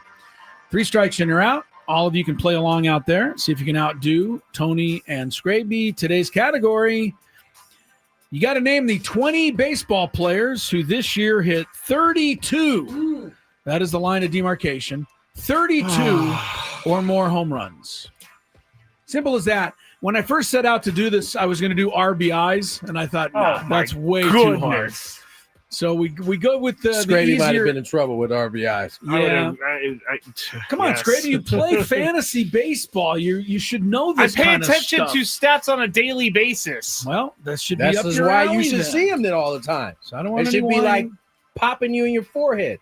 32 home runs is the line to gain. Skraby, you want to go first? Yep, always. All right. I'm just going to go You sure you don't want me to go first? No, I'm good. Okay. Ohtani. All right, you're on the board. 55 was his number, in case you're wondering. I believe it's up to Tony's turn now. How Tony about Gwynn Jr.? the possible MVP, Kyle Raleigh? Oh, yeah. I don't recognize that name. I do recognize the name Big Dumper. I'll always remember that one. Tied at 1. Scrape. I'm going to go with Schwarbs. Schwarbaum. Schwarbaum, by the way, not only hasn't hit a home run yet in the series, I think he's in an 0 for 20-something slump right now. They need him quickly. All right, 2-1. Tony, you want to get the other obvious one out, or you don't have to? There's 4 really obvious ones, of course. Eugenio Suarez. That's who I wasn't talking about, but he did hit 49. Eugenio, who's also in an 0 for 21 slump right now. Mariners would like him to break out of that a little bit. All right, we're tied at 2. Scrabe. You can have some of your stars in the early go going, cold, but you can't have all of them go cold. We're in the early going. What you got? Scrabe? I'm going to keep taking the big boppers, Aaron Judge. Yep, Aaron Judge, 53. Judge, 4th 50 home run season. Really amazing. McGuire, Sosa, and I think might have been one other guy. Not many have had Babe Ruth, I think, are the only ones that have had 4 times over 50. All right, 3-2. Now we got the top 5 out of there. Tony. It gets a little difficult. This I guy think some of the names on this are some tough. Seasons. We're All going to be right. having this 500 conversation before Soon, we know you're it. saying? Okay. Juan Soto. It's correct. 43. 43 of them boys. Yeah, 35 stolen bases. I better put some respect on that man's name. I don't know how many balls he kicked in right field. Not as many as he hit over right field. Good point. Probably true. All right, we're tied at 3. 14 correct answers. Still in the early going, Scrabe. This guy's been my answer a couple of times this year. Ketel Marte. Ketel Marte is not correct. That is the first strike of today's game. He was hurt for a while. He didn't have over 30 home runs? 32 is what you're looking for. He And did what did he not hit? have 32 home runs this year. He had I'm looking for 30? the list, but I haven't found it yet, but he's not on here. I can tell If you Tony that. was surprised, that means I get a point. Thank you, Tony. Thank you, Tony. Who said that I was surprised? You were like, I can't believe that wasn't on the I board. don't think You heard should that. go ahead and give Skraby a point anyway. I don't think you heard that, buddy. Ketel Marte did not make it, Scrabe. I'm sorry to tell you. That is a. I'm stunned by this. I did not expect for There's this to be the wrong. sound. I did not expect for it to happen. That's the correct sounder right there. That is the sounder. All right. Next up. Let's go to the guy who idolizes Manny Machado. Junior Caminero. I should have used that earlier. A lot of people thought that was a cheap season because he hit them in the minor league ballpark, or many of them. I don't know if that's fair to do to Junior Caminero. It's not. 45 is still 45. But it was in a AAA ballpark. Tony leads 4-3. Scrabe, you want somebody actually 32 or more home runs. Why is it 32? That's the number, right? So 31, Thank 30. you. Thank you. Then 31 and 30 did not name. work. I know none of the Padres did it, so I will not be guessing them. Oh! Rafael Devers. But you didn't know because Boston and San Francisco. Okay, no. I was about to lose my mind. He had 18 for Boston, 16 for San Francisco. Didn't count. I was going to lose. He was going to come over the table at me on that one. 35 for Devers. Correct, Scrabe. Good job. 4-4. Skraby does have a strike. What would a home run list be without the polar bear? Polar bear at 38. I held him too much. Mm-hmm. Polar bear at 38. I'm going to be honest with you. A lot of the rest of these names are not necessarily household names. You got to follow. Ooh, I just thought of one. Baseball. I did too. We do have the MLB Network on the TV, so that may help you jog your memory. But right now it's 5-4 Tony, 11 left. It's great. Guys with 32 or more home runs. I'm looking forward This to is not my guess, but it's not your guess. Not Manny Machado's friend, Sal Stewart. No, not Sal. Sal had a lot, though, in a short time. All right, let me try this one. I have no idea if this is right or not, but I heard his name a ton this year. Riley Green. Riley Green. What teams did he play for? Tigers. Scrape? Oh, very good. 36. It's on the list. Jeez. Okay, Jacob Mizorowski. That was fair 100%. point. The guy went crazy After the Brewer third pitching inning. after he retired the third inning yesterday. I think Lost he his forgot mind. that the game was still going on. We win. That is really funny. Jacob, calm down. Get in the dugout. Take a pill.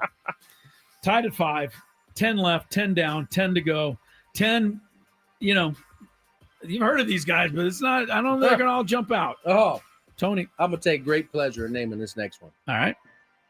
Someone who you San Diegans love to hate. Yes, they do, and they should stop. Trent Grisham. Trent Grisham is on the that's list. a good one. That's a good one. 34 With homers the Raleigh this year. Fingers mustache. He was very nice to us. Every time we asked, he came on the Always. show. He was always a good guy, but he did strike out a lot. Hey, but he had that one playoff run. Yeah, 34 home runs this year for the Yanks. He actually did have a World Series run too last year. All right, 6'5". Balling. Scrape, you have a strike.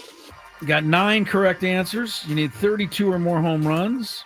What about a guy who is not very good defensively, but can hit? Yeah. Okay. Who are you talking about? Teoscar Hernandez. Teoscar. I think he's short. He only had 25. Mm. Really? Yeah, they put it up the other day. I was shocked. That is shocking. Seems like he's got 25 this week. Stop with your stuff over there, Tony. Tony's like being all surprised. I honestly got thought that one, dog. I thought Teoscar was going to be there. I thought maybe, but no good. That's what they Strikes call for you, Scrape. recency bias, is what they call that. Tony with a 6-5 lead. Skraby on the doorstep with 2 strikes. Bounce back year for this man. And He's got his team up 2-0 in the playoffs. He does. How about Mr. George Springer? Springer Dinger. Springer Dinger. Also, I didn't know this, but I heard it. Springer led all of baseball, everyone in OPS after the All-Star break. That includes after. That includes Shohei. That includes Judge. Springer was the best slugger. He had 32 home runs to barely make this list, but he's on it. Tony leads 7-5. Skraby, you got 8 correct answers that'll keep you alive here. There's one sitting right in front of me. I got to do this because he'll get so mad, and it doesn't matter.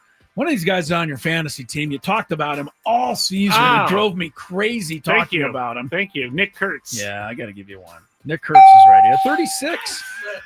That's so whack. A little help. Nah, he don't need no help. Wow, Tony. He hit 4 home runs in one game. Did you guys know that? Yeah, you didn't even know it. He was on your team. You didn't even know. I completely forgot about him, to be honest with you. That's ridiculous. Thank you for that, Chris. Now, if Skraby comes back and wins, you can file an inquiry. I don't believe this this game is under protest. If Yeah, he it's wins. already under protest. All right, your turn, Tony. How about Byron Buxton? 35 for him.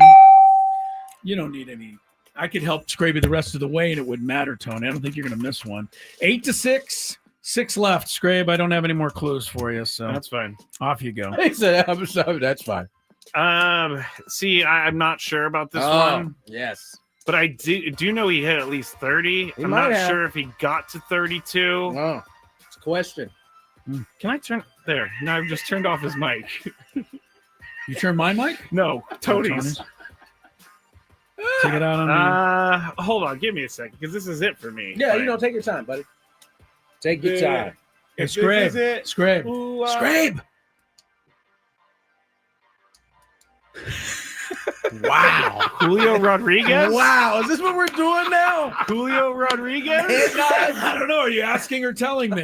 Julio Rodriguez, Chris. Really good, Skrabe. Over here.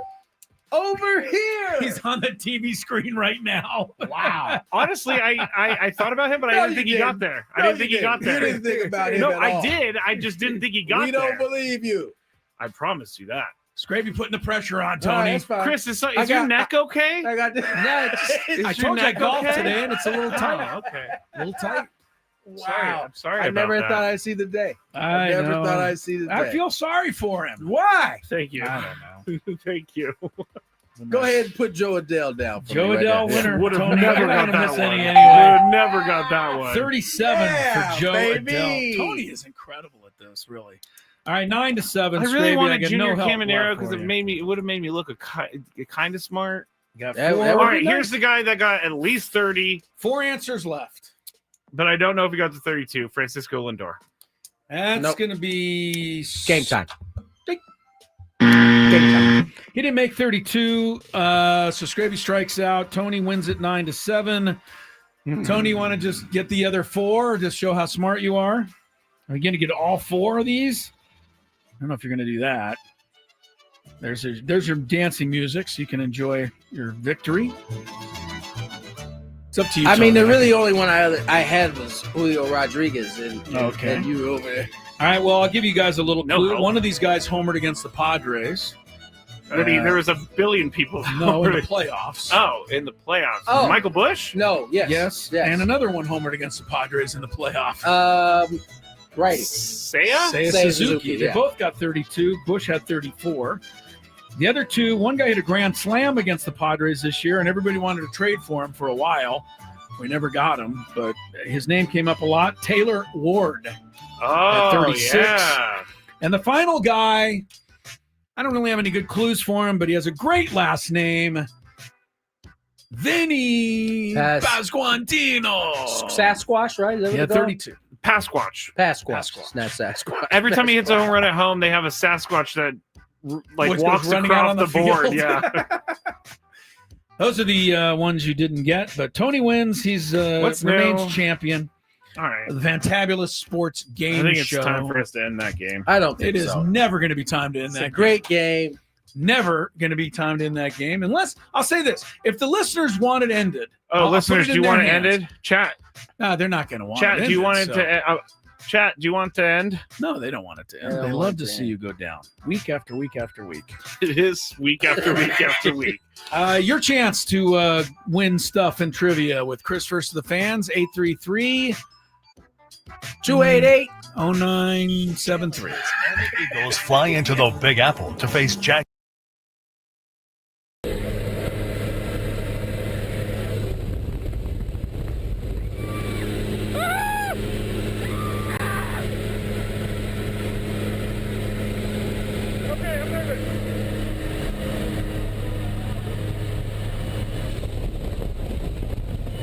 Stay low. Hands on the heart. Stay low.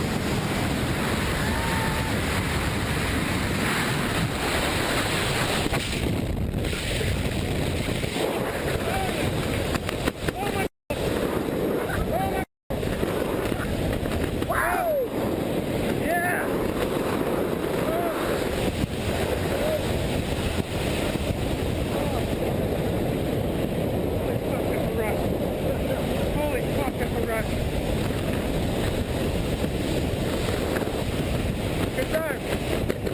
I shouldn't have told you not to count down.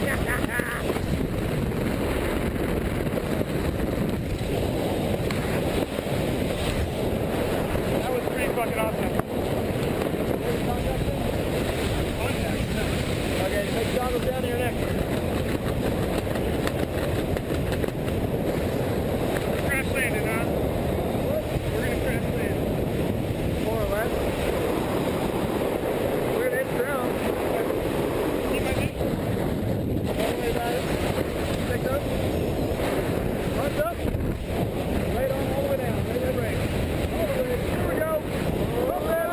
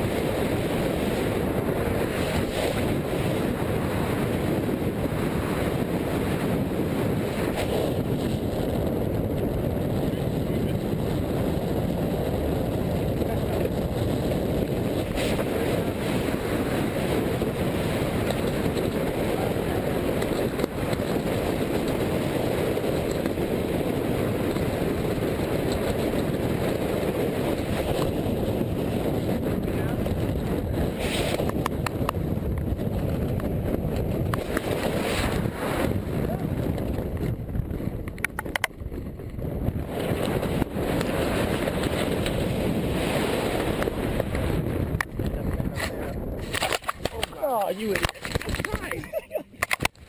Typical tandem student right there. I tried. I wrecked your good job, buddy.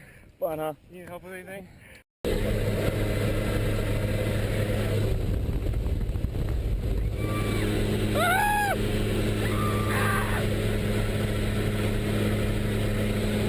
Okay, I'm nervous.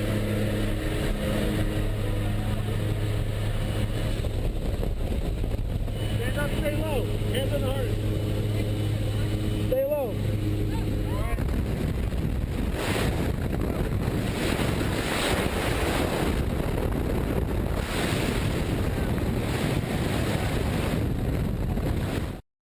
The fans 401 on the dial. Tony Gwynn Jr. Chris Ello, Matt Skraby. 2 hours in, 2 hours to go, and you have your chance to take down Mr. Ello, the sports encyclopedia known here on Gwynn and Chris. Right. Skraby just suffered his, I don't know, we're probably moving into the hundreds, huh? Loss of his career in that. We've probably gotten close to 100 losses. No, No. we have not played that game 100 times. I'm just saying we were playing it during the pandemic. I don't think we played that game 100 times yet. I think I may have lost 97 times, but I don't think it's 100. You don't think those other three are there? Well, I think the fun thing is that you can remember each and every game you've won over the last 7 years. Those are starting to blend together too. Okay. I think I won a helmet stripe. I remember that list. The helmet stripe when you did win. There was a lot of controversy there, but you did win that one. Yeah. Anyway. Too funny. 833, because I know Chris didn't quite get the number out. He still doesn't know it. 833-288-0973. Nice job. If you want to participate and Chris versus the fans, which will start right now.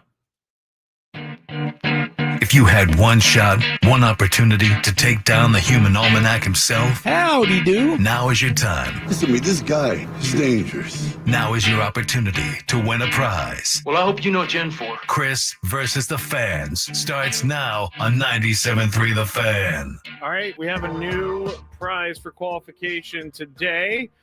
If you win Chris versus fans, you'll be qualified for a chance to win the grand prize, a trip for two to see Jerry Seinfeld in Las Vegas, including 2 tickets to the show on April 17th at the Coliseum at Caesars Palace, a 2-night stay at the Flamingo Hotel and Casino, and a $100 gas card.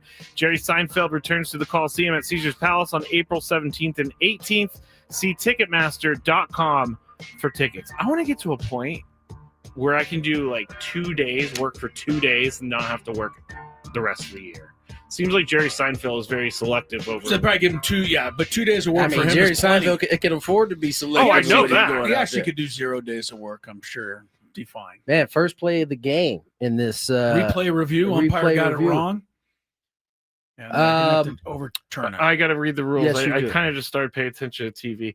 You have to make it through 3 questions. Each question will get more difficult. If you get the question right, you move on. If you get it wrong and Chris gets it right, you're eliminated. But if Chris gets it wrong, then you move on to the next question or you win. If you're a first-time player, let us know before you get into it. You'll get that question for free today. All right. Without further ado, let's get to our first contestant, Skraby. Chase, welcome to the show. How are you, my friend? I'm good. How are you guys? Doing Pretty well. good. Doing well. Pretty good. Here we go. First question.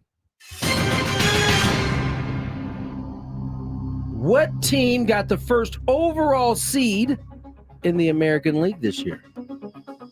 Top seed. The Toronto Blue Jays. Nice. Oh, he's out. That's a good call. Yes. Blue Jays is correct. On to question number 2.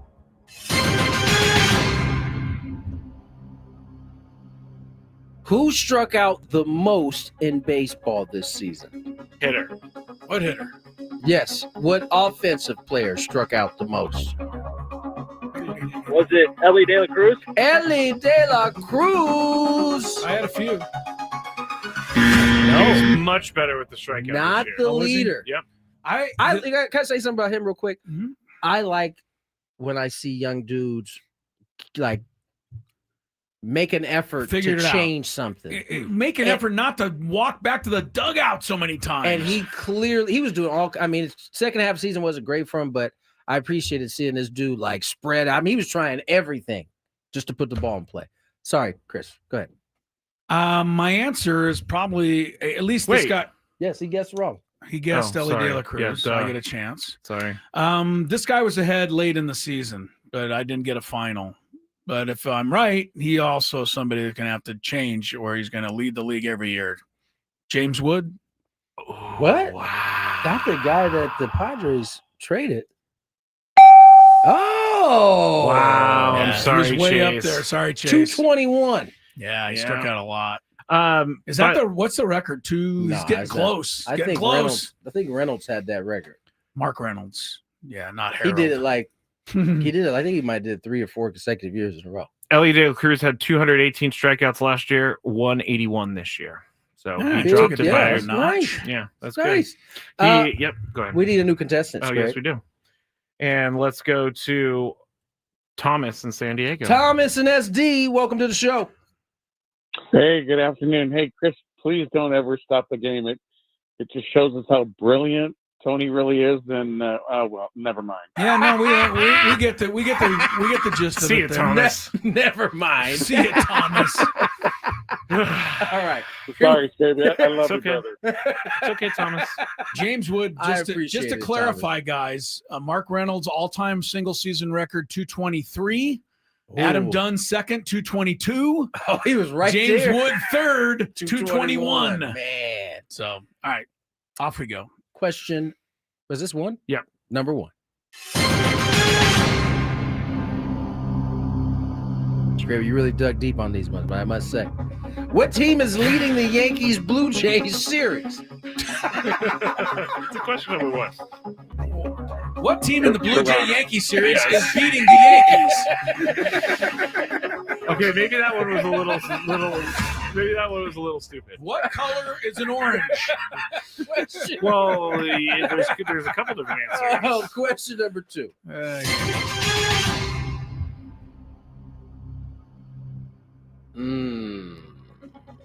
What AL player had the most hits in baseball? I'm going to plead the fifth, and so I don't give Chris any. I love that the strategy has evolved over time. It definitely has. It does. Oh boy. He gives you nothing to work with. Nothing. American League, I did get that to work with. Yes. But I don't know anything about American League hitters. I don't. I'll guess Bobby Witt Jr. I know, but I'll just guess the because right he's answer. such a jerk. I'm Sorry, glad I got it Thomas. right. I'm Sorry, really glad I Thomas. got was it right. really Since you had to cheering say for you, that. Thomas. Blame You it, had Thomas. to Blame it on pretend blame it on Skraby once again. No, I mean, Guess who had the tied for the second most hits in baseball? I don't know. Luis Arraez. Yep, I did he? didn't want to say nothing, Oh, but is you he know. second? Which let's. I guess maybe because he had so many more at bats, which What? is. I'm saying if he had the second most hits in baseball and he hit 292, where did the rest of the average go? What do you mean? Where did the rest of the average go? Because he always leads in hits and he's one of the top hit getters, but he's not hitting for average, which doesn't make any sense. Dude, dude, you please stop saying that. 292 was what in the league? Third? So what do you mean he's not hitting for average? Okay. I will. You just doesn't get the slug. That's what everybody is in their feelings Skraby about. just, I'll back off. Skraby says that, Jorge Polanco, what he hit? 212?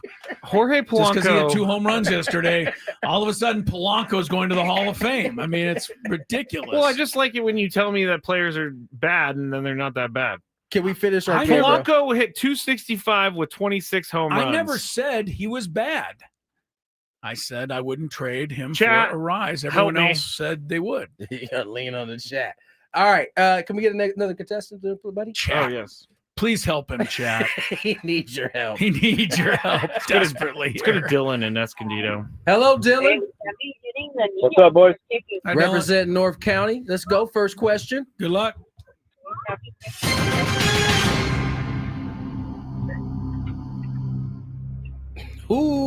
No, let's do this one instead. Which MLB team is currently the 6th? Oh, wait, no, we can't use that Sorry, one because that's that old. That's happened old. before the playoffs started. Yeah, my bad. So we'll go with this one. question. It was going to be a trick question. Who is the Patriots' starting quarterback? Uh-oh. Not like much of a football fan out there. You said the starting quarterback now? Yes. Yeah, for the Patriots. Now's when, yeah. Sorry, I had to. Skraby buzzed I had it. to. There was a long time. Drake May. Drake Move on. May. Sorry, don't. Chris Yeah. says, what a jerk. Me? New contestant. I'm making it quick so we can get another contestant in. Let's go to our guy, John in Temecula. Oh, our guy John in Temecula. How are you, sir? Doing good, Tony. How you been? We are well, my friend. We are well. Here we go. First question. Who has played the most games, or I should say, who played the most games for the Padres this season? Machado. Manny Machado, 161? 60, I think. What, 60? He missed He missed 2 games. That's right. I got to ask you guys something maybe next break. Remind me, Manny Machado and the amount of games he played. Remind me. Question number 2. There was one player in the league this year that played 163 games. Who was it?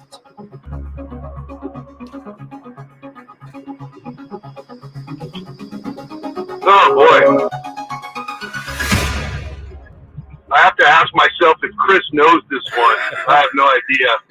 I have a guess, but when I do that, I always lose because he knows it because of my guess. You know what I'm saying? So I'm going to just defer. Buzz me. Let's see if he knows. All right. I want you to guess because I know. So I want you to guess. Do you actually Now know? you tell me. Okay. Go ahead. You get your guess. I'm giving you a guess. Take your guess. Okay. Ellie De La Cruz.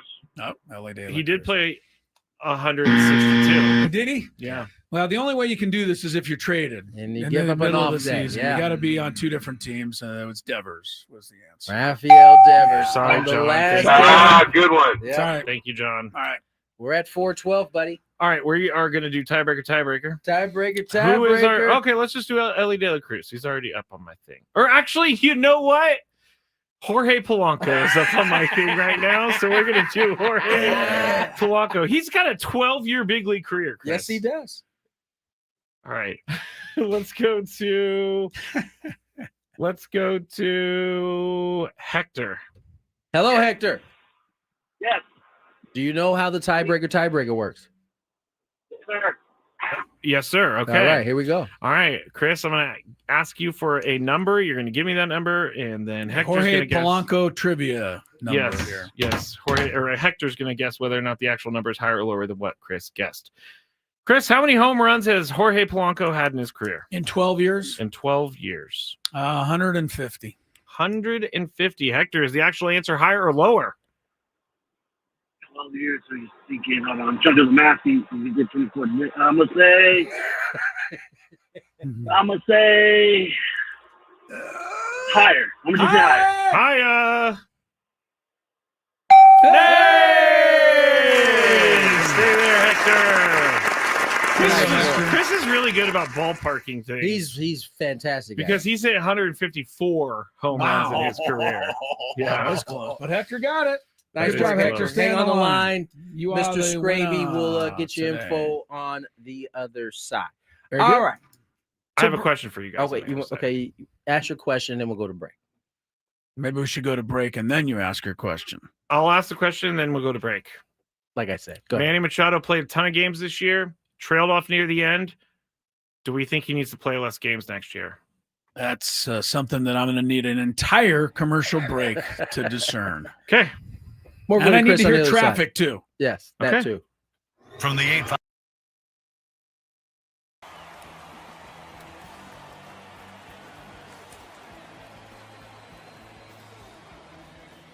And now, the challenger, representing the San Diego Padres, number 20, Kyle Higashioka.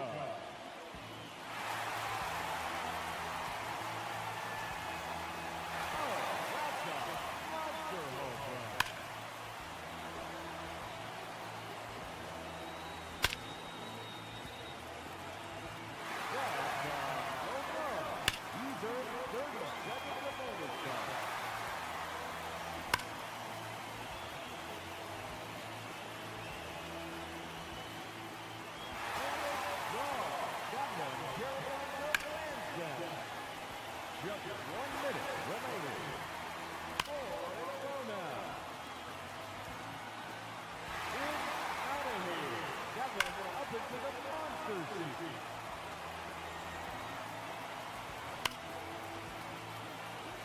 Another home run. And that ends the round. He ends the round with 7 home runs. And he has earned a trip to the semifinal matchup.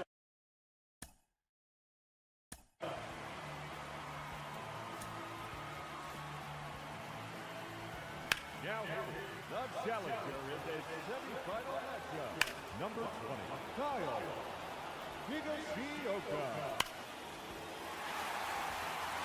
No doubt about that one.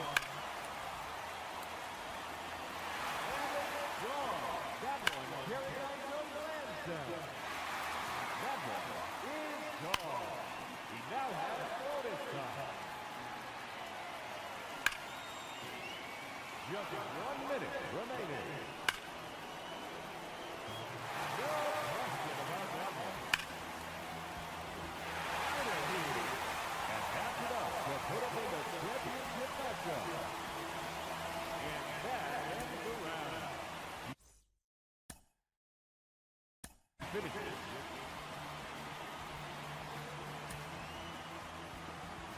Let's see what he can do. And now, the challenger in this championship round, Kyle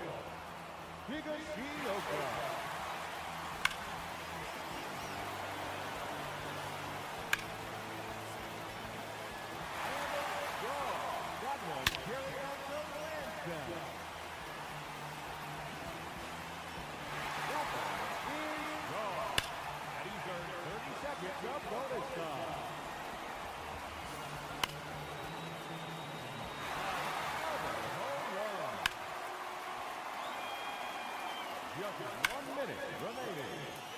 That draw off the right pole.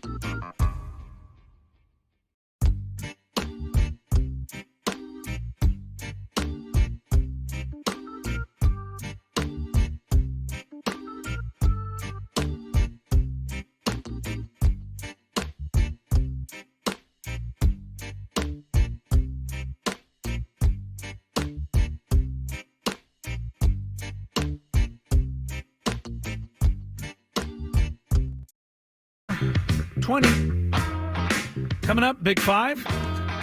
Keep you up to date on the baseball. The Mariners, Tigers. Game was delayed by 3 hours. Supposed to start at 1 o'clock. Started at 4. They are underway, though. Top of the second inning, no score. Yankees and Blue Jays get underway shortly. It's a day off for the NL series. Going to answer your question, Skraby, about whether Manny was too tired in a minute. But I got to throw this out there, Tony, because one of the real highlights of my sports calendar every year, and they never disappoint, is the Aztec basketball team. And we got 10 days until they play that exhibition game against UCLA at Viejas Arena. That's right around the corner. And I know it's, yes, an exhibition, but people are pretty excited about going to Viejas Arena and watching UCLA play. Speaking of that, yeah, we very well may be having Coach Dave Velasquez on here. Yes, this let's week. Get him on. So I love it. We are getting close to that time. Yeah, I love it. They're going to play UCLA on October 17th at Viejas. I don't know how many tickets are left, but I would check into it if you want to go see it. USD is an exhibition on the 29th, and then 4 weeks from today, which you'll get here before you know it, season opener against Long Beach State. I also want to mention that Stacy's women's team opens the day before, Monday, November 3rd. They are they're trying to take a bite out of a big old apple. This is what you got to do. They're playing UCLA, which finished number 1 in the rankings last year and returns 4 of their 5 starters. Yeah. It won't be an easy one. No, but Stacy's team, those kids, man, they're going to fight them. They're going to, give them what they got. And they won a championship, as we know, last year. So she's coming off a great season as well. So I'm looking forward to both of those. Can't wait for all those basketball kids. San Diego State and, USD, UCSD. They're all, USD has a new women's coach, and they're pretty excited about that. They got a lot of – I know we don't give a lot of, because you're anti-Torero. But they have some really nice new digs over there. Did you hear about? Got nice digs. No, but they built a whole new workout complex. USD. I'm just saying. Well, listen, shout out my guy Brock Ungridge, who is over there doing his thing as a men's baseball coach. Okay, and that's about as far as I go. That's as far as you go. I know, but I'm just telling you, USD for you. About as far as I go. For you Torero fans, I know they've done a lot of big time athletic stuff. And then UCSD, which is Division I only for it seems like 2 years now, but they haven't slowed down. They're on the scene. Yeah. And their basketball was in the NCAA tournament, as we remember last year, but it's going to be tough to do again this year. Because remember, their coach left to New Mexico. All the players left. Oh, that's right. So they got to replace So we get everybody. now we went from, enjoying the coach there at UC. Right. Now we got to beat his head in now. Now we'll have That's to beat just him the way with New Mexico. But anyway, Dutcher and company, I know they're already practicing, and I know Stacy's kids are practicing. And it's gonna Have be you been another down to fun a practice basketball yet? season. Of course. Yeah. Yeah, I love to go down and hang out and try to stay I noticed late. that they got. I see the 2 young ladies that came up. Naomi and Nat. Nat. Yes, yeah, they're back. Their faces are plastered up quite a few places. Well, they don't have any returning upperclassmen. Oh, they got 5 returning players. One mostly comes off the bench and play a lot. The other 4 were all freshmen last year. They all stayed to come back this year as sophomores. They're like the long standing. They're the nucleus. They're the now. nucleus of her team. So it's going to be interesting but fun. And then their practice ends. The men start, and then it's a whole nother sport begins. Because when you watch Magoon Gwath play basketball, it doesn't look like anything else you've ever seen. Right. It's just so crazy to me. I mean, 2 possible NBA guys at least next year. I don't want to. Compton is going to continue to Farrell sound Compton. like he sounds like he's I progressing. don't want to put. I've seen John Rothstein. I've seen many others, guys that are pretty into this college basketball that have no reason to say so, and they've all usually said that, don't. By the and way, usually don't. They ignore us. They have said that San Diego State can't help but be great this year I've heard in the men's same basketball. So looking forward to that. can't wait. All right, Manny. Was he tired, Tony? You saw him every day. Let me set this All up. right, you just want to set it up. All right. Because the way you want to set it up. Well, the way he goes, is he tired? Makes it seem like I'm an idiot. So Well, that's okay. yeah. I don't think Manny was actually tired, but I do think that he is 32 years old now. Okay. And he is not getting any younger, but he played 159 games last year, 145 a third, 14 at DH. He didn't miss one until the last few weeks of the season. Yeah. And Right. so, and this is the 3rd most games he's played in his career. He's played 162 twice, but with the Padres, this is the most he's ever played. So I just got to look at his numbers. The first half and the second half. First half, he hit 292, 17 home runs, OPS 841. Second half, he hit 250, which isn't crazy bad or anything like that. 726 OPS, but in August and September, well, August was his worst month by far. 222, OPS 590, only 1 home run, and he struck out 29 times. So August was his worst month. My question is, do you think they need to adjust his third base workload as the season goes along? I know that he likes the post. I know that he can post. But as you get a little bit older, things need to be adjusted. This is why I can't stand y'all in these numbers sometimes. I need you to go back to 2 previous years, and I want you to see what he started at in April and May. And then look how he finished. Let me see. All right, let's go back to those couple years. The other thing is, I also recall there being a lot of angst as the Padres were kind of struggling to like get wins. Aren't we trying to win this division? What are we doing here? Could you imagine if my man had set out 3 or 4 games in the middle of that? You're probably right about that. People would be pretty They'd upset. be pretty upset. And I'm not saying that anyone's calling for this. I know nobody is. It was just a conversation. We doing our thing here. I think Manny typically starts really slow, gets off to pretty slow starts. And then by the end, he catches fire. This year, it was kind of the reverse. Yeah. He got off to a crazy hot start.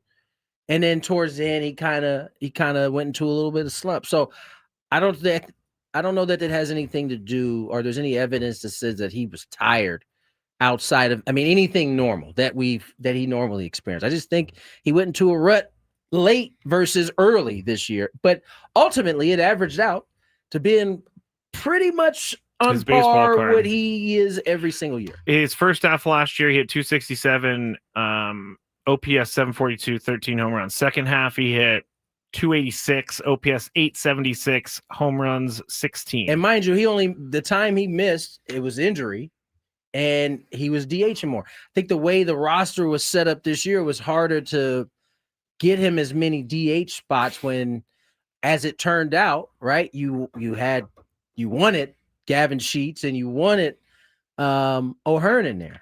And so someone had to be the designated hitter on those nights. In terms of the Padres' best lineup. All right, well, I gave Tony a say. Can I get in there? No. All right. You're going to miss some good stuff. All right, Big Five next. No, just kidding. What do you got, Chris? I'd like to see him get a bunch more time off. I don't know that they can afford it or do it. I think we all like to see him get some more. I don't know. Because I just don't think it can hurt if he only played 145 games or 140 next year. I don't know they can do it. It certainly it would be harder getting him to accept sitting that many games. But, maybe he can do what we know Blake Snell does. Go on the faux pas DL or IL for a couple of months, and we'll see you August 15th. That is not in his DNA. I know. He would lose his mind.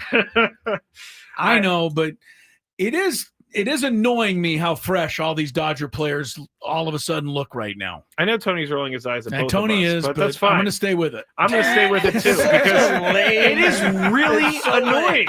It's so lame. It's so lame, but I'll admit the lameness, but I'm sticking with it. Lame. All right, so let me put it. We were talking about the show, or about this before the show. Let me put it into Lakers terms for you. Okay. So throughout he knows we had this conversation, and I was explaining the script. You know what? We probably should wait to the other side to get into this conversation. Sounds good. Big Five. Oh, by the way, I have another controversy, guys. It has to do with Trevor Hoffman. I will tell you on the other side. I know. I saw it. I saw it. Both of you kind of have a weird disposition. I thought about it. Okay. More Gwynn and Chris on the other side. Gwynn and Chris on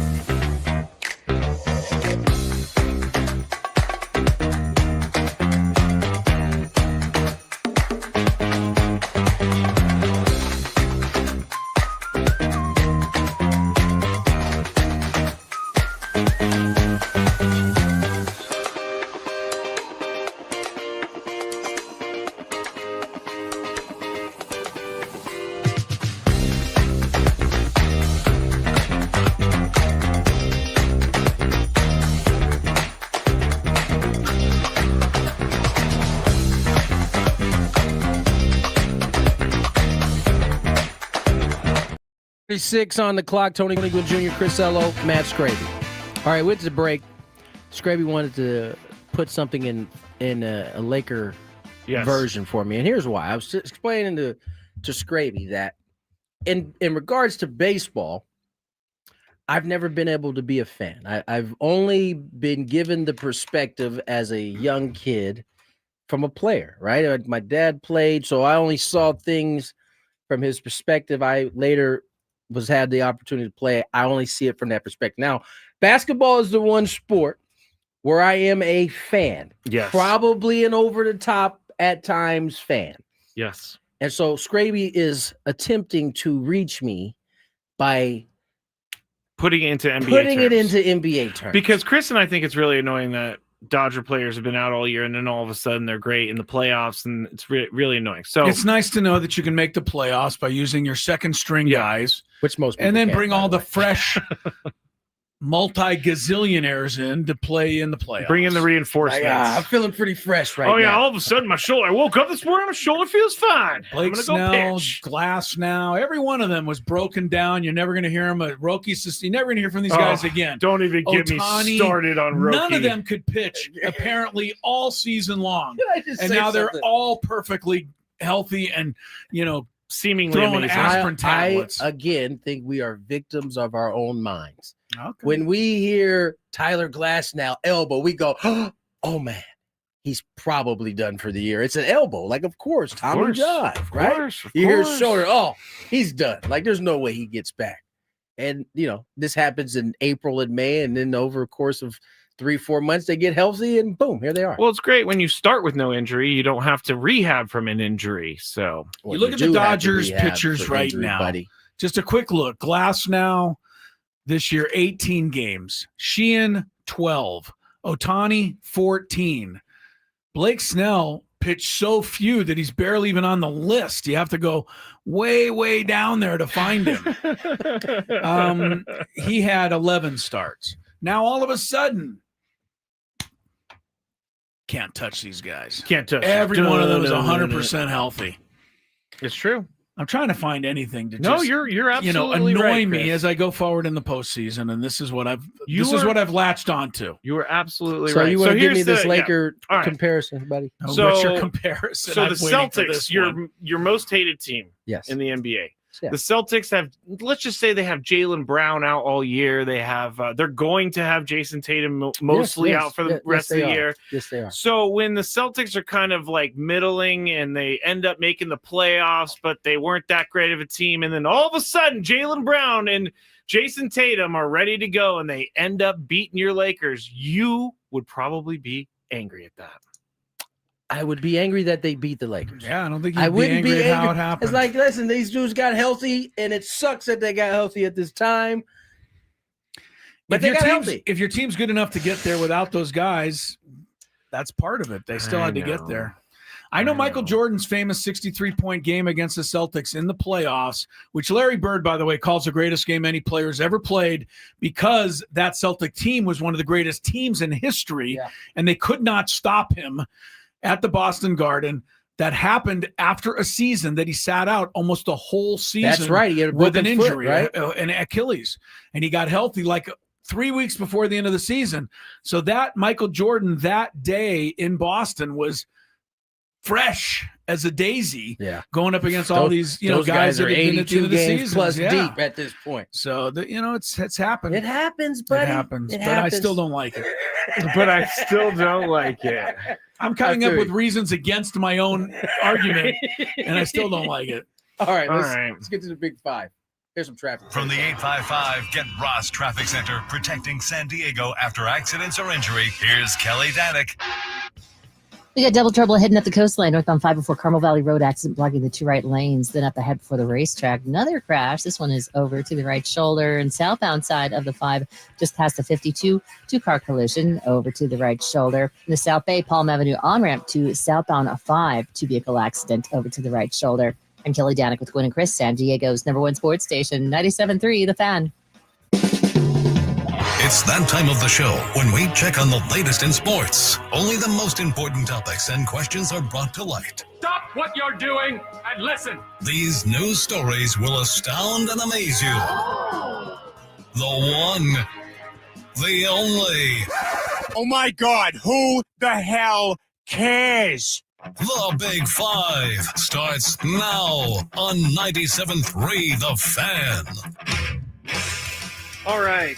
The Big Five is brought to you by your local Kia dealers. Visit kia.com to discover movement that inspires. Now, we're going to get right into it. Number 5. Because the great Milwaukee Brewer, Trevor Hoffman. Yeah. Okay, so this caused a little bit of a controversy last night, and I don't disagree with the controversy amongst Padres fans. Okay. I also think it's a little bit of a stretch on the 97.3 The Game Twitter in Milwaukee, which is a sister station of ours. But it says, Trevor Hoffman back on the mound in Milwaukee. Just feels right.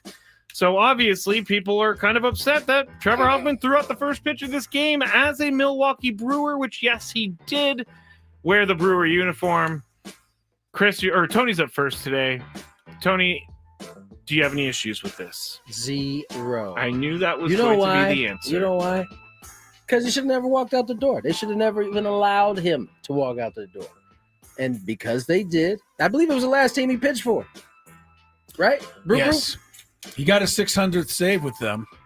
So, I mean, listen, they got a piece of him whether we like it or not. He was allowed to be a free agent. Padres at the time did not want to re-sign him. So he signed where he was wanted. Milwaukee embraced him, and they loved on him like it was like he had been there for years. I saw it with my own eyes. He ended up with 47 saves as a Brewer. Not bad. But having said that, and agreeing with Tony 100%, still I felt some type of way watching him walk out there and throwing out a first pitch at a Brewer game and smiling the way he always smiles because he's Trevor. You know, he's a friendly guy. I don't want him to feel that comfortable there, but that's just kind of what we have to deal with. Getting to share the locker room with him that year, like he was like so welcomed in that locker room. Like you would have thought he had been a Brewer the whole time. So I get it. I get why Padre fans feel like that if I'm being serious. But, you know, what is he going to say? Nah, I can't come out there and throw the first. They showed him nothing but love. Okay. I wouldn't have gone. Yeah, you definitely. I guarantee you no Milwaukee radio station showed up at your Hall of Fame induction thing. We did. I'm sure they did. We did. We definitely did. Divine Sports Gospel on Twitter, which is a great account. I know. I love their follow. Good follow. Yeah. Since it's 97.3 The Game, they said, you tell me 2 weeks ago 97.3 would be posting Trevor Hoffman throwing out first pitch during an NLDS game, I'd be ecstatic. Not like this. Not like this. Yeah, it is kind of weird, but I mean... Hey, listen, it was definitely what I saw it on Twitter. I definitely, like, what was that? You double took? Is this an old video? Anyway. First of all, I know he did not want to throw that pitch based on how he threw that pitch with the bananas the other day. His arm looked like it. Trevor ended the banana game, and now he's a Brewer. Yeah. I mean, the banana game was a given. I knew at least one of the nights he was going to be there, but anyway. RBI single, Rosarena, followed by big dumper, 2-0 Mariners. Shout out to Number 4. Love you, Trevor. Yes. If you're listening. We love you on this show, for sure. The Chiefs lost last night on a broken play with Trevor Lawrence getting stepped on by a lineman, falling, then trying to get up, falling again, then running into the end zone for a touchdown. Chiefs fans, though, are pointing to a play that Chris Jones had a little bit of a lack of effort on. After the game, Chris Jones, because you can see Chris Jones standing in the middle of the field, he just kind of stands there, and he doesn't really do much. He seemed a little bewildered by what was going on. Well, this is what he said. I thought multiple times we had him. We just got to finish. We've got to finish. We got multiple guys there that we just got to finish that play. It was a fluke play for him to be able to break that many tackles. But, yeah, I put it on us as a defense. We've got to finish. We've got to bring him down on that. Chris, yes. Do you think Chris Jones should be taking heat for this? About as much heat as a Rise took. I think he assumed something, and he shouldn't assume. Okay. That's fair. So that's what happened. Chris Jones assumed his guys were going to make the play. We all probably did when we saw him fall down, and not only fall down, but he couldn't get right up either. So, I think Chris Jones assumed, By the time he stopped assuming, the guy was diving into the end zone. Same thing as Arise. Well, I thought you said Kyle Riley got a hit. No, you're right. I did it wrong. Rosarena got a hit. Another run came in on a pass ball or an error or something. So it is, yes, Raleigh's up now, 2-0 Mariners. So you're saying he was wrong for assuming that the play was over? That's the mistake he made, yes. I honestly did not see it. I missed Chris Jones in that I whole saw deal. the play, but it didn't stand out I mean, to I me. saw the play too, but I didn't until see they Chris all Jones. said something. But I go with Chris on this. He assumed that the tackle was going to be made, and it wasn't. All right, here it is, Tony. You can see Chris Jones just kind of standing there. He stops, he runs, and then he just stands there. He wasn't getting there anyway.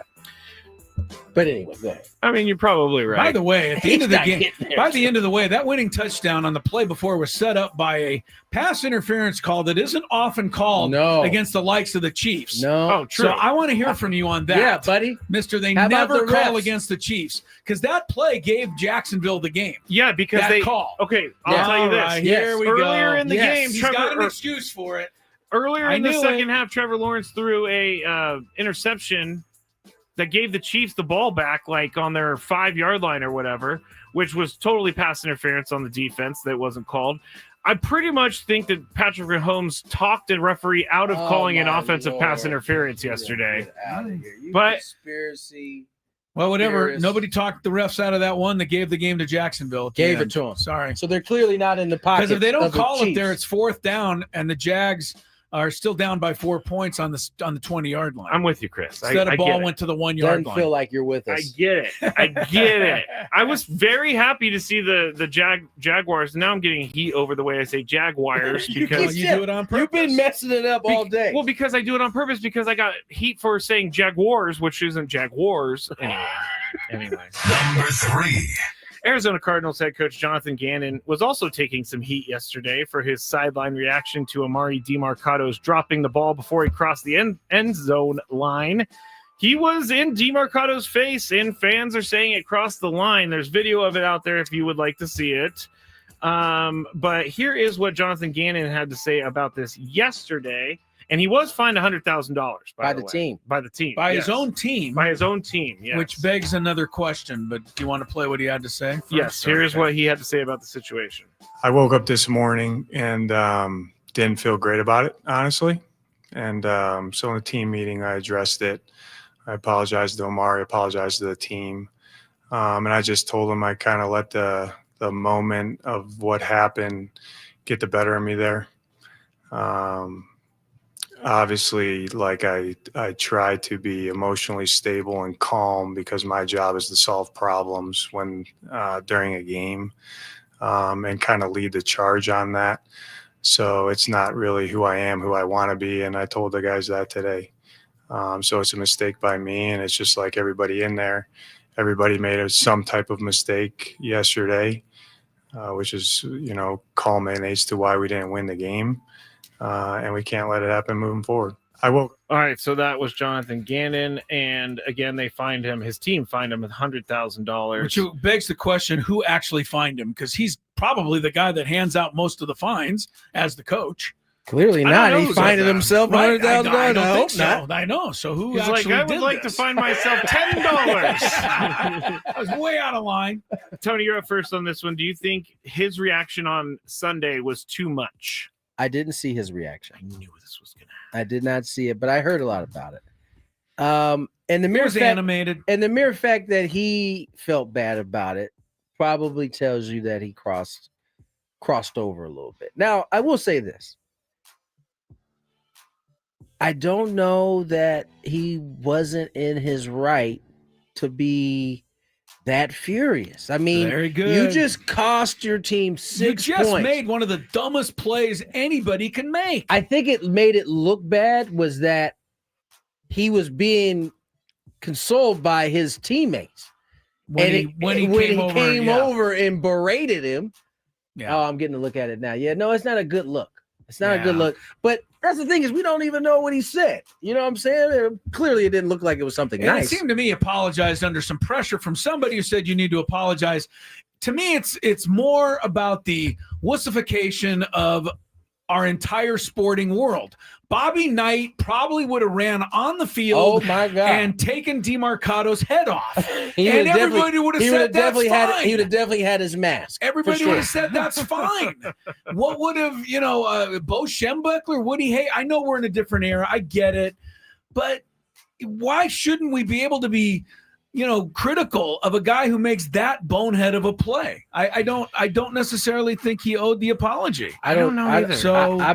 I don't know that he we're owed so an soft though. apology, We too. have to worry about what everybody thinks. And I was surprised that he got a fine from his I team. wasn't expecting who did that at all. I don't get it. It's got to be the owner. I feel like that has more to do with the lumps that the organization has taken and how That could they be it, yeah. treat their employees. Remember that big story came out, what was it, last year, maybe a year ago? Cardinals do So not, maybe this is a reaction kind of combined. Like Okay. we can't keep looking like we don't have any respect for our employees around. I mean, here. it's the old story now. Everybody gets a trophy. Well, should DeMarcado get a trophy for that play? No. It's a dumb play. Right. It's a It dumb should play. be called what it is. It's not a hang What's with the them. equivalent of that? Is that like not hustling? No, I don't think we could find it's like one. skipping looked over the other home day. plate? Scraby That's what said we he tried to say. You're not touching home plate after you homer, but that seems really, really hard to do. Or like jogging in home when somebody's running the second before you got to make the touch home plate before the third out, and you're just like, That would never happen, right, Tony? maybe. Wait, what just happened? Diaz He said, did yeah, that this Diaz year. did it. He wasn't like. No, he was just. I guess another one would be like a pro golfer. It putts the ball, but doesn't wait for it to go in, and like it doesn't, stops the ball from going in or something like that. I don't know. I was just trying. That was a bad one. All right, let's move on. That was a bad one. Number 2. Let's move on. Bowler bowls it down the lane, then runs after the ball, dives on it, keeps it from getting to the pins. You're getting it, Chris. You're getting it. All right, the Skycam has become so prominent in all sports broadcasts, but it has been a little bit problematic lately. 2 times on Sunday, the Skycam came into play. The rule book requires a do-over for any play in which a live ball strikes the Skycam or the cable supporting it. On Sunday, a batted pass was thrown by Jets quarterback Justin Fields, smacked into the Skycam. The Jets should have got another shot at scoring on 3rd and goal from the Dallas 7. While everyone saw the ball strike the floating camera, the ultimate ruling of incomplete pass was incorrect, and the Jets didn't challenge it. Earlier in the day, a 51-yard field goal attempt by Vikings kicker Will Reichard in London seemed to strike one of the cables that moved the Skycam. It was missed in real time by everyone. The crazy thing about that is that ball was going straight as a string, and then all of a sudden it took a right turn. Yeah, which no one noticed. And no one said anything. Kind of crazy. So my question is, Chris, Yeah. is the Skycam crucial to your football TV watching? No, but it's part of what we got now, so hang with them. It's part of the collateral damage of covering the game now, I think. So, Tony, or get the call right. Like if you have rules in place, Yes. if the Follow court the rule. follow Right. the rule. Shouldn't be Stop that getting tough. these stuff wrong. It's not that difficult. By the way, real quick, did you guys see? I thought one of the most interesting Skycam shots of the week. The last play of the Eagles-Broncos game was a Hail Mary pass by Jalen Hurts. You got 50 7 yards. seconds. I saw He Jalen threw Hurts. it, and then he ran as fast as he could to get down there. If in that case ball the ball got was batted tipped, up twice, he wanted to catch he it. would have been there for a Okay. catch. Unbelievable hustle. All right, on the other side, I know I'm ready to talking make over some Braden. noise. This is a Braden promo. Listen to his show. Sorry, We Brady. have Jerry Jones giving a little thing to the fans. We'll talk about that next. Number 1 sports station, 97.3 The Fan. Tim, I'm receiving an important update.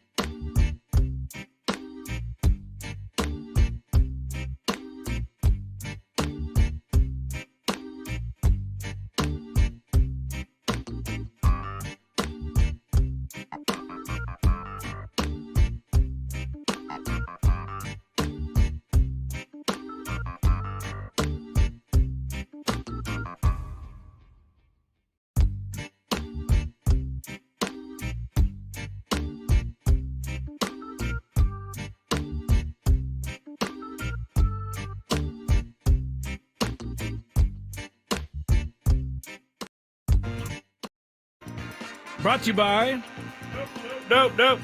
just all the people that are really smiling out there. I've changed documents. I have not fixed the template. I thought Tony was coming in. Nope.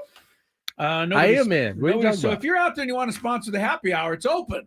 Yes. How do you like But we do love GL Pools for sponsoring They did a us. great job. Yes, We they did. appreciated their help and hope everybody got their pool taken care of. We go into our final hour here ahead of the Skraby Chronicles, which will take you from 6 to 7. AJ Cassavell earlier from MLB.com with all things Padres and, how likely are a bunch of guys to be coming back next year and what should be going on, and his reaction to the released statement earlier. Was it today that it came out or last night? I think it was last night. Last night from Was the it? John owner? Seidler's Oh, yeah, that was John yesterday. Seidler's statement. Yesterday. And if you haven't seen it, where should I direct people to see it, Skrabe? It's because I don't want to read the whole thing again. No, it's all over the place. Just find type it. in John Seidler's statement. You'll find it. But a lot of people are reading into it. Changes are going to be made. This, that, and the other.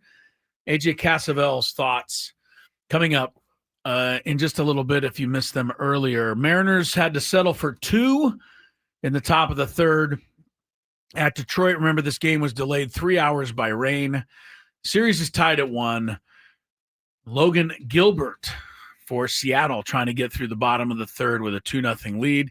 Yankees and Blue Jays about to get started in the Bronx.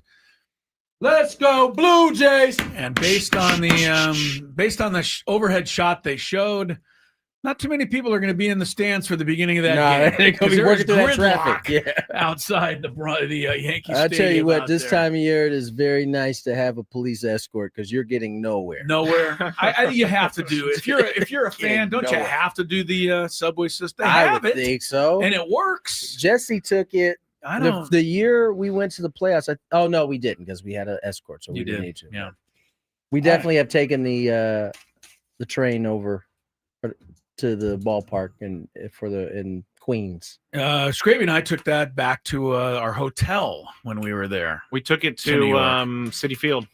No, but did we take it on the way? We did too? take it at I City knew Field. we took it coming back. And I didn't remember standing, because every time I go to New York and I get on the subway, it's always during the summer. And I remember standing there telling Chris, I'm sweating more than I've ever sweat in my life because it is about 150 degrees. Hot. Yeah. There in aren't those subway. there It's are like not kitchen hot. Like there are you're not standing enough over- fans built in No. the world to keep you cool in the New York And summer. now I know why people smell in New York City because all right. I'm not saying it's a bad thing. I was smelling too because it was so hot.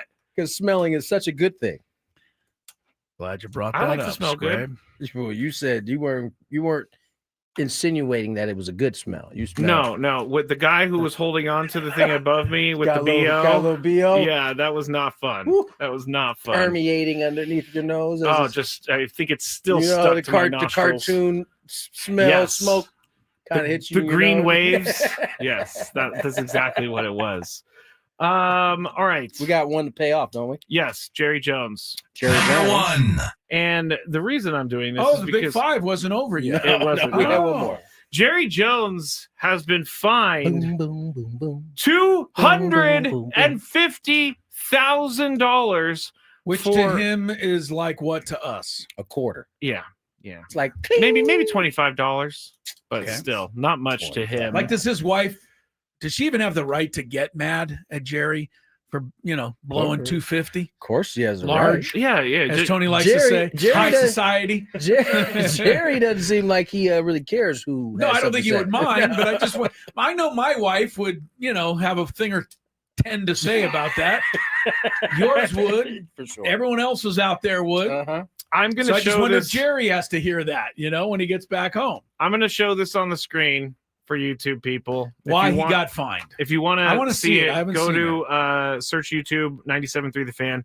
There is a gesture in here. If you don't want small kids to see it, turn away from the camera for a second. Well, he's just, but Jerry said he's just giving him a thumbs up. Here it is. It's him, and he's definitely giving. Yeah.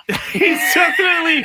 Oh, come on, Jared. He said that he put his thumbs up. He said he was trying to get his thumbs up. All right. Let's hear what Jerry had to That's say. like a close-up of it. I mean, this is the he has no chance. It's AI, guys. That's AI. I would have never known that. That's He AI. wishes. He That's wishes. AI. He wishes. Here is Jerry Jones on 105.3 The Fan in Dallas talking about the incident. You know, that was unfortunate that was a kind of a exchange with our fans out in front of us. There was a swarm of Cowboy fans out in front, not Jet fans, Cowboy fans. And the entire stadium was brimming with the enthusiasm of Cowboys, and certainly late in the game. And that was inadvertent on my part because that was right after we'd made our last touchdown. And we were all excited about. There wasn't any antagonistic issue or anything like that. I just put up the wrong show on the hand, but that was inadvertently done. And I'm not kidding. It was. If you want to call it accidental, you can call it accidental. But it got straightened around pretty quick. I've had a chance to look at it. It got straightened around pretty quick. But the intention was thumbs up. And then basically pointing at our fans because everybody was jumping up and down. Just pointing at the fans. First of all, when you're pointing at somebody, when do you use your thumbs? Like, Never. I mean, That is a when does great that- visual. when does it ever happen? You down there. I don't know if I can do this on the YouTube chat, but Skraby, will you go get me something? Yes. Second of all, I was willing to go along with the bold-faced lie he was telling as he was telling it. Until he said I was trying to give him thumbs up. Yeah, he dug himself too big a if hole. he would have said I was trying to point, and I could at least get away with, Or I was just excited. Right. I overreacted. And come on, Jerry. Yeah, but once you said Jerry, you were you could tell he was making a story up as he went. Oh, yeah. while he was telling that. Oh, right yeah. there. He definitely He said was. the fans, our fans, not their fans. Yeah, I would never do that to a Jet fan. He said- I he said- would only flip off my own fans. Come on, guys. And here's the thing. I kind of sounded like the guys on the interview, although I'm sure they have to do this. Knew he was. They were kind of going, "Oh yeah, okay, Jerry." No, They're you like can hear buying them. it. You can hear them You slightly could hear them laughing. Yeah, they were like, "Okay, Jerry." But But okay, they so can't call I him believe out. these are the same cats that he got into it with last year when he I can't was, imagine he could call them out, or I they think could call him they out. called him out They last did? year. Okay. yeah, and he there was were- and he yeah. was cursing them out on Yeah, he wasn't. basically told him he was going to make one of them lose their job. Yes, he said I could make a phone call and Mhm. you're going to lose your job.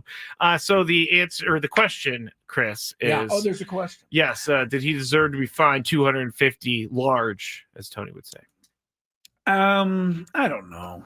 I mean, I guess they're making a statement here, but that's 250 seems a lot. lot. How much? I think that's We've a little had much. Honestly, players. Come on, man. We've had guys do way worse than that and not get fined anything. And I know he's an owner. He's held a higher standard. Let's see. 250 though.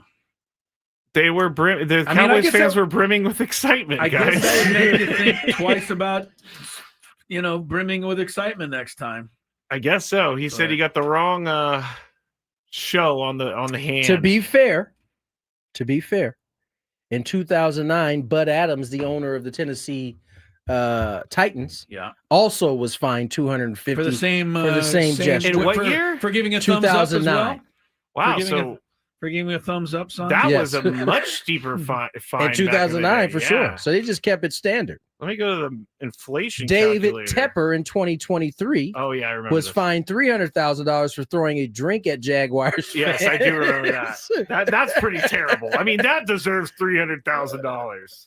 I'm saying you're throwing a drink, you're flipping the bird, you're getting fined six figures. That's what it seems like. All right, so that's standard. Seems like it. Oh wow! In 2009, $250,000 was $377,000. So that was a pretty hefty fine back then. So yeah. All right, that's it for Jerry Jones. Jerry Jones. All right. Eugenio Suarez. Homer.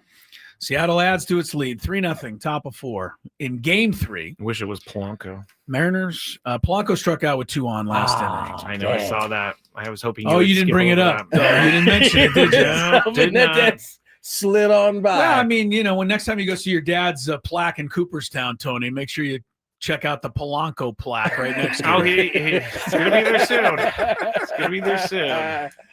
Like, okay, this is a weird Skraby's question turned to him ask. into this, godlike creature. Since Luis Ariz was the guy we were talking about with Polanco, Mm-hmm. has Luis Ariz, and please don't throw anything at me for asking this Okay. question, has his 3 batting titles done enough to at least put him in the vote for a Hall of Fame when he's done? Or how much more does he need to do? He got to do a lot more. He'd have to win 13. He hadn't even have 2,000 hits yet. Yeah, it's way too early. But I would have to say, even though the Padre fans don't want to hear this, at this moment, Luis Ariz winning 3 batting titles is a hell of a lot more impressive than anything Polanco has accomplished. Okay, to this you point. get off Polanco. Well, you're comparing the two. You made Polanco the enemy of the state for Chris. It was because and I have to root against this guy all the time. Ever since Chris has just disliked Polanco for no reason. Polanco might be the nicest dude on the planet. Right. O'Hearn and Polanco. O'Hearn is a nice guy. He is, I know. You guys backed me to a corner on that stuff. All right. Sounds like Ryan's going to be busy this offseason. I don't know if you guys saw his goodbye message. Who's Yes, this? it- O'Hearn? I did O'Hearn, not. yes. No, I didn't. I'll let you guys read it. You know what I'm talking about after. Oh, okay. I'm sure his chat knows what I'm talking about. It's gonna Really? be- Why have I missed this? So Laureano put up a video that said, "Thank you, Padres fans," but he's not going anywhere, right? No, we don't think he is. He has a club option. So anyway, let's get to break. I think it's that time, guys. Yes, we have big decision on the transfer portal. Yes. Do you know What the is the thing that new every rules or yes, the thing we're doing that the we same were- old stupid the thing thing in that was college driving sports. us nuts last year as we got to the end of the season. We'll talk about it on the other side. Okay. From the 855.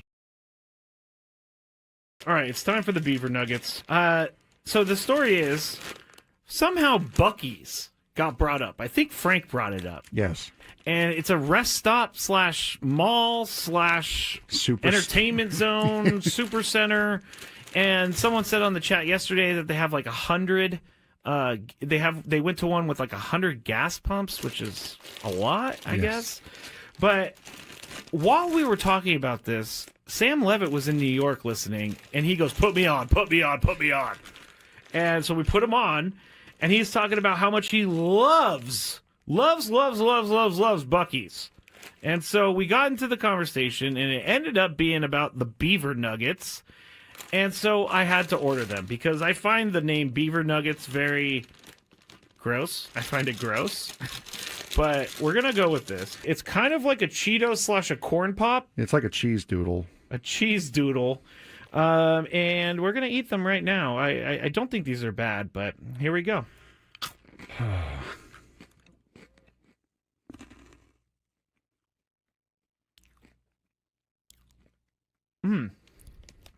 I like it. It tastes like a corn pop. I was just saying it tastes like a waffle, really. It does kind of taste like a waffle. You know what? I'm in. These are good. Yeah, I'm not. You want another one? No, I don't want another one. But yeah, I mean, it tastes like a waffle, like a waffle with syrup on it. It's pretty good. I gotta say. I'm not hating these at all. Actually, they're very good. I like this. The waffle is a perfect explanation. If you've ever had, I'm sorry, I'm talking on the microphone with food in my mouth. But if you've ever had a, what is it? A Lay's potato chip that's waffle flavor. It's kind of like that. Sad Fryer says, are they cheesy? No, they're not cheesy at all, actually. They're sweet. No, it's like a hard waffle with syrup on it. With dried encrusted syrup on it. Now, I don't exactly know what the puff is. It could be just fake something. Most likely. I mean, it's like caramel a little bit too. All right, I gotta stop eating these because I will eat the whole bag. I love these things. I'm gonna leave them here though because I will eat this if I go home. It's just gonna be a bunch of beaver nuggets in my bed as I sleepwalk or something like that. All right, it's time for the Beaver Nuggets. So the story is somehow Buc-ee's got brought up. I think Frank brought it up. Yes. And it's a rest stop / mall / entertainment zone, super center. And someone said on the chat yesterday that they have like 100. They went to one with like 100 gas pumps, which is a lot, I guess. But while we were talking about this, Sam Levitt was in New York listening, and he goes, put me on. And so we put him on, and he's talking about how much he loves Buc-ee's. And so we got into the conversation, and it ended up being about the Beaver Nuggets. And so I had to order them because I find the name Beaver Nuggets very gross. I find it gross. But we're going to go with this. It's kind of like a Cheeto / a corn pop. It's like a cheese doodle. A cheese doodle. And we're going to eat them right now. I don't think these are bad, but here we go.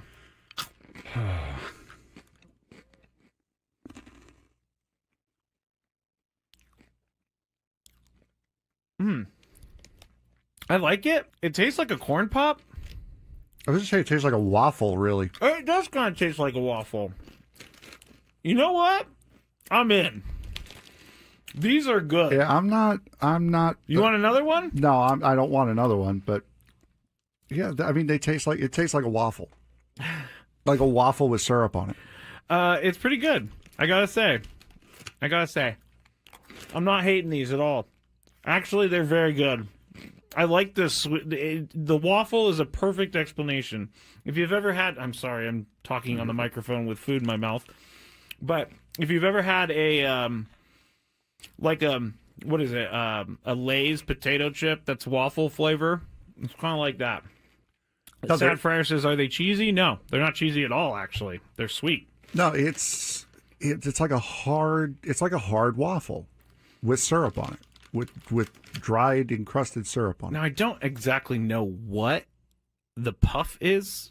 It could be just fake something. Most likely. I mean, it's like caramel a little bit too. All right, I gotta stop eating these because I will eat the whole bag. I love these things. I'm gonna leave them here though because I will eat this if I go home. It's just gonna be a bunch of beaver nuggets in my bed as I sleepwalk or something like that. All right, it's time for the beaver nuggets. So the story is somehow Buc-ee's got brought up. I think Frank brought it up. Yes. And it's a rest stop / mall / entertainment zone, super center. And someone said on the chat yesterday that they have like 100. They went to one with like 100 gas pumps, which is a lot, I guess. But while we were talking about this, Sam Levitt was in New York listening, and he goes, put me on. And so we put him on, and he's talking about how much he loves Buc-ee's. And so we got into the conversation, and it ended up being about the Beaver Nuggets. And so I had to order them because I find the name Beaver Nuggets very gross. I find it gross. But we're going to go with this. It's kind of like a Cheeto / a corn pop. It's like a cheese doodle. A cheese doodle. And we're going to eat them right now. I don't think these are bad, but here we go.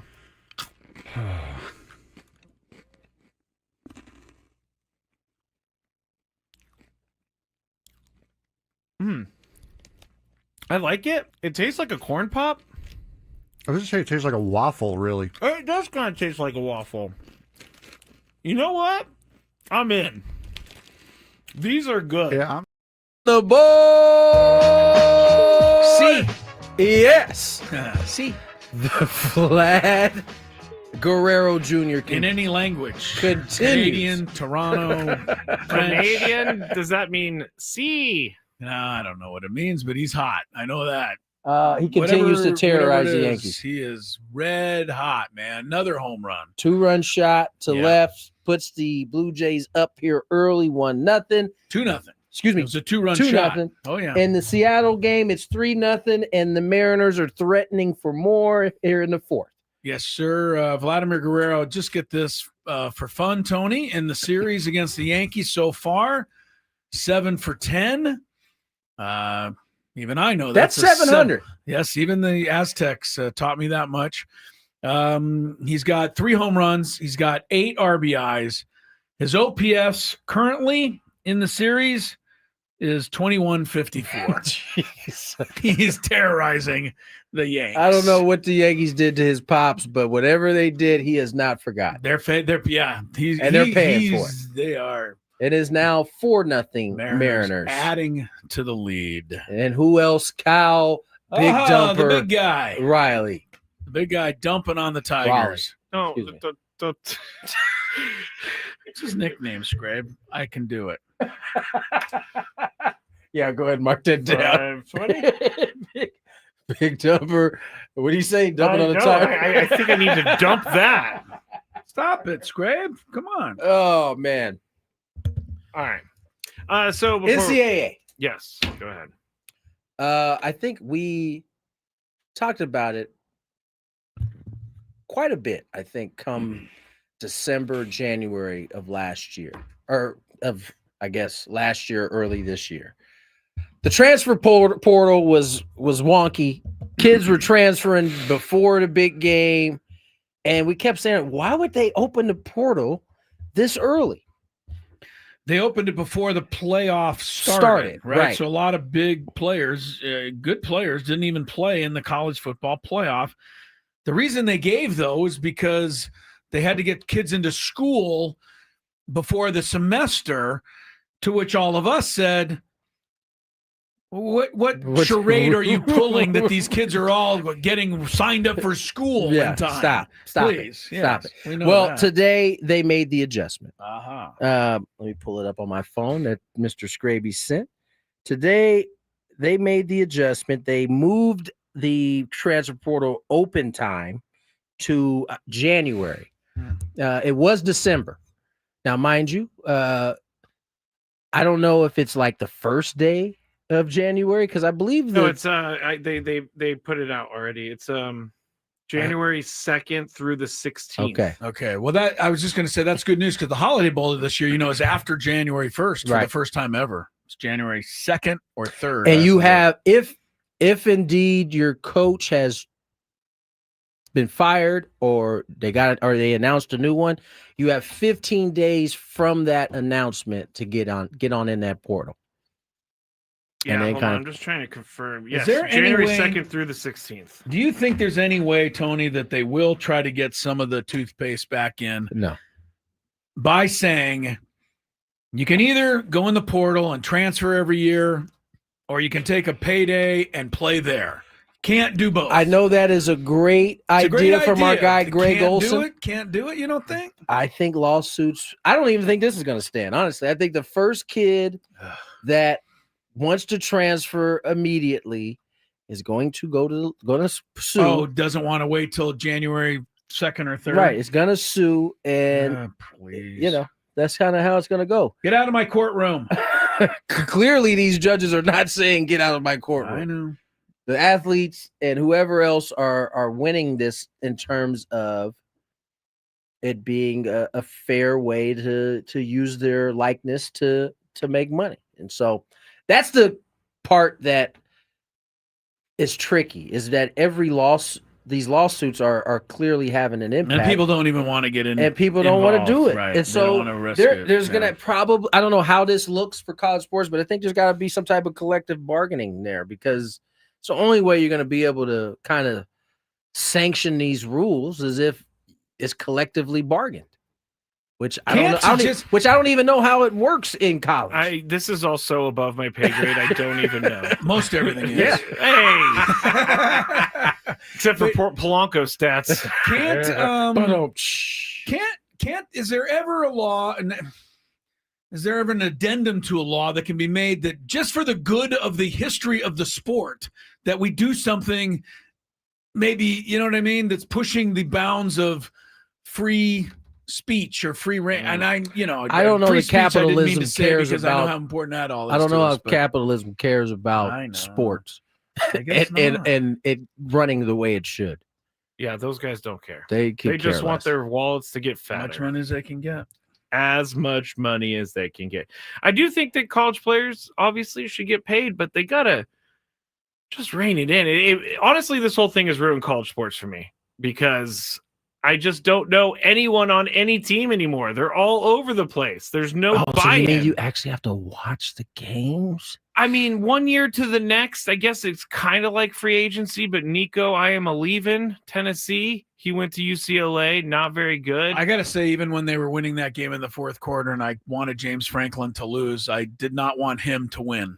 quarterback for I am leaving. Yeah, I didn't want him to win, but it hasn't made you guys want to watch college sports less because of everything that's happening? It definitely has made it more difficult to follow. Okay. Like you can't as a kid, I got locked into college basketball because of the Fab Five.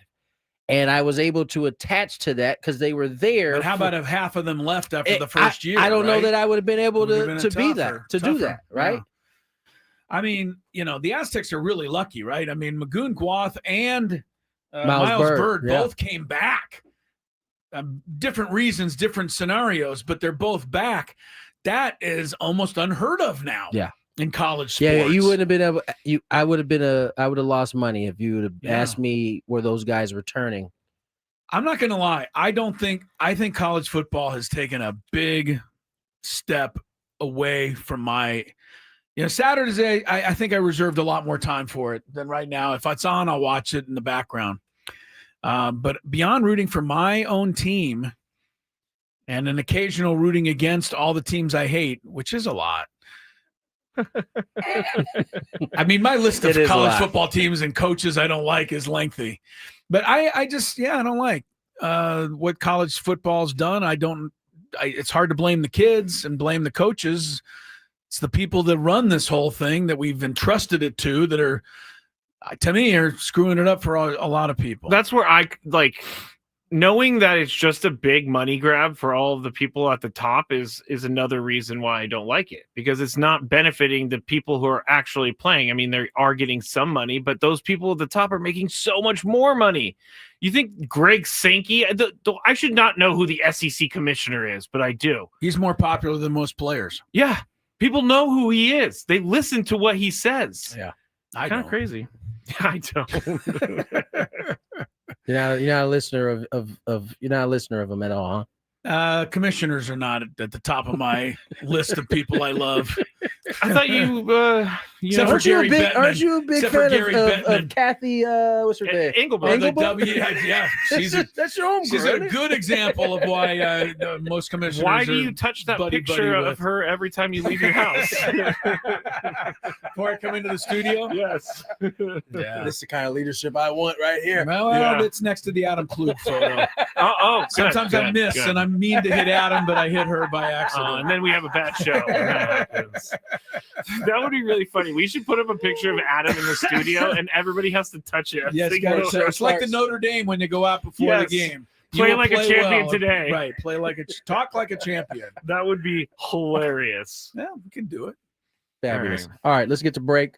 When we come back, if you missed it, AJ Cassavell had some very, very interesting things to say about who he thinks will return, the chances of them returning, and more. We're Gwynn Chris on the other side.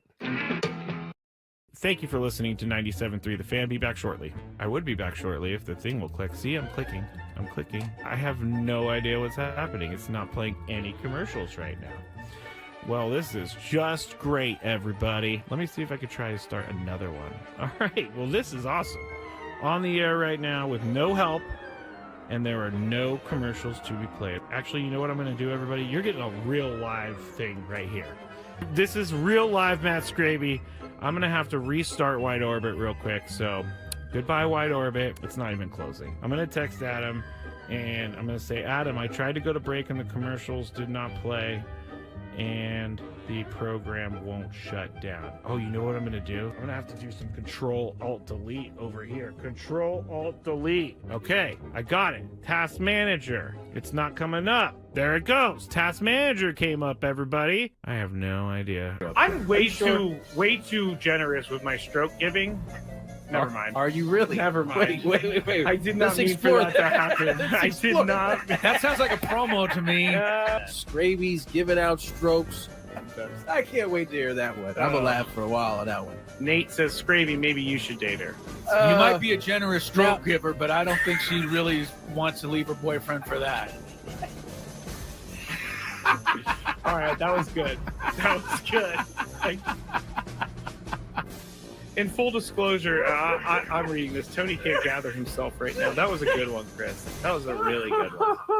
So I saw this at 7-Eleven, and I had to get it. It's called the One Chip Challenge. It was sitting there in the aisle, and I thought, why not? Because I am into spicy stuff. But this thing looks pretty hot. I'm not gonna lie. It says a Reaper pepper and a scorpion pepper. It's also in the shape of a coffin, which doesn't make me very happy about that. Doesn't make me feel good. Oh, extreme heat, it says. I'm gonna try a little bit first, just so I don't die, I guess. That's the thing I'm saying. This looks... I don't even know if I should be eating this. It looks like it has mold or something, but let's see how hot it is. Let's go. There's a little bit of spice there. It's going. Oh man, this is hot. Not that bad though. I still have this side to go. It is getting hot. I'm not gonna lie. My mouth is like getting crazy. Now it's kicking in.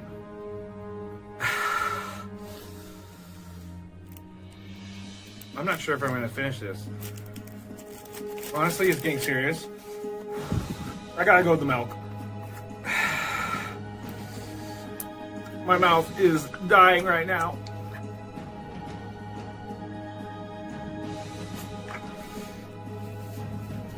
Yeah, this is not fun, guys.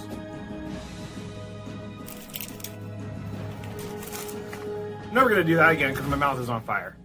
Thank you for listening to 97.3 The Fan. Be back shortly. I would be back shortly if the thing will click. See, I'm clicking. I'm clicking. I have no idea what's happening. It's not playing any commercials right now. Well, this is just great, everybody. Let me see if I could try to start another one. All right. Well, this is awesome. On the air right now with no help, and there are no commercials to be played. Actually, you know what I'm going to do, everybody? You're getting a real live thing right here. This is real live Matt Skraby.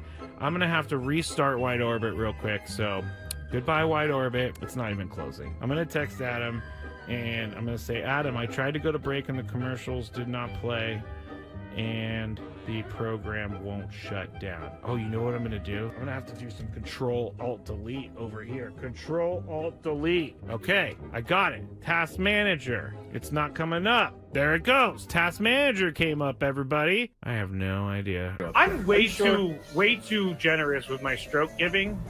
Never mind. Are you really? Never mind. Wait. I did not mean for that to happen. I did not. That sounds like a promo to me. Skraby's giving out strokes. I can't wait to hear that one. I'm gonna laugh for a while on that one. Nate says, Skraby, maybe you should date her. You might be a generous stroke giver, but I don't think she really wants to leave her boyfriend for that. All right, that was good. That was good. In full disclosure, I'm reading this. Tony can't gather himself right now. That was a good one, Chris. That was a really good one. So I saw this at 7-Eleven, and I had to get it. It's called the One Chip Challenge. It was sitting there in the aisle, and I thought, why not? Because I am into spicy stuff. But this thing looks pretty hot. I'm not going to lie. It says a Reaper pepper and a scorpion pepper. It's also in the shape of a coffin, which doesn't make me very happy about that. Doesn't make me feel good. Oh, extreme heat, it says. I'm going to try a little bit first, just so I don't die, I guess. That's the thing I'm saying. This looks... I don't even know if I should be eating this. It looks like it has mold or something, but let's see how hot it is. Let's go. There's a little bit of spice there. It's going. Oh man, this is hot. Not that bad though. I still have this side to go. It is getting hot. I'm not gonna lie. My mouth is like getting crazy. Now it's kicking in.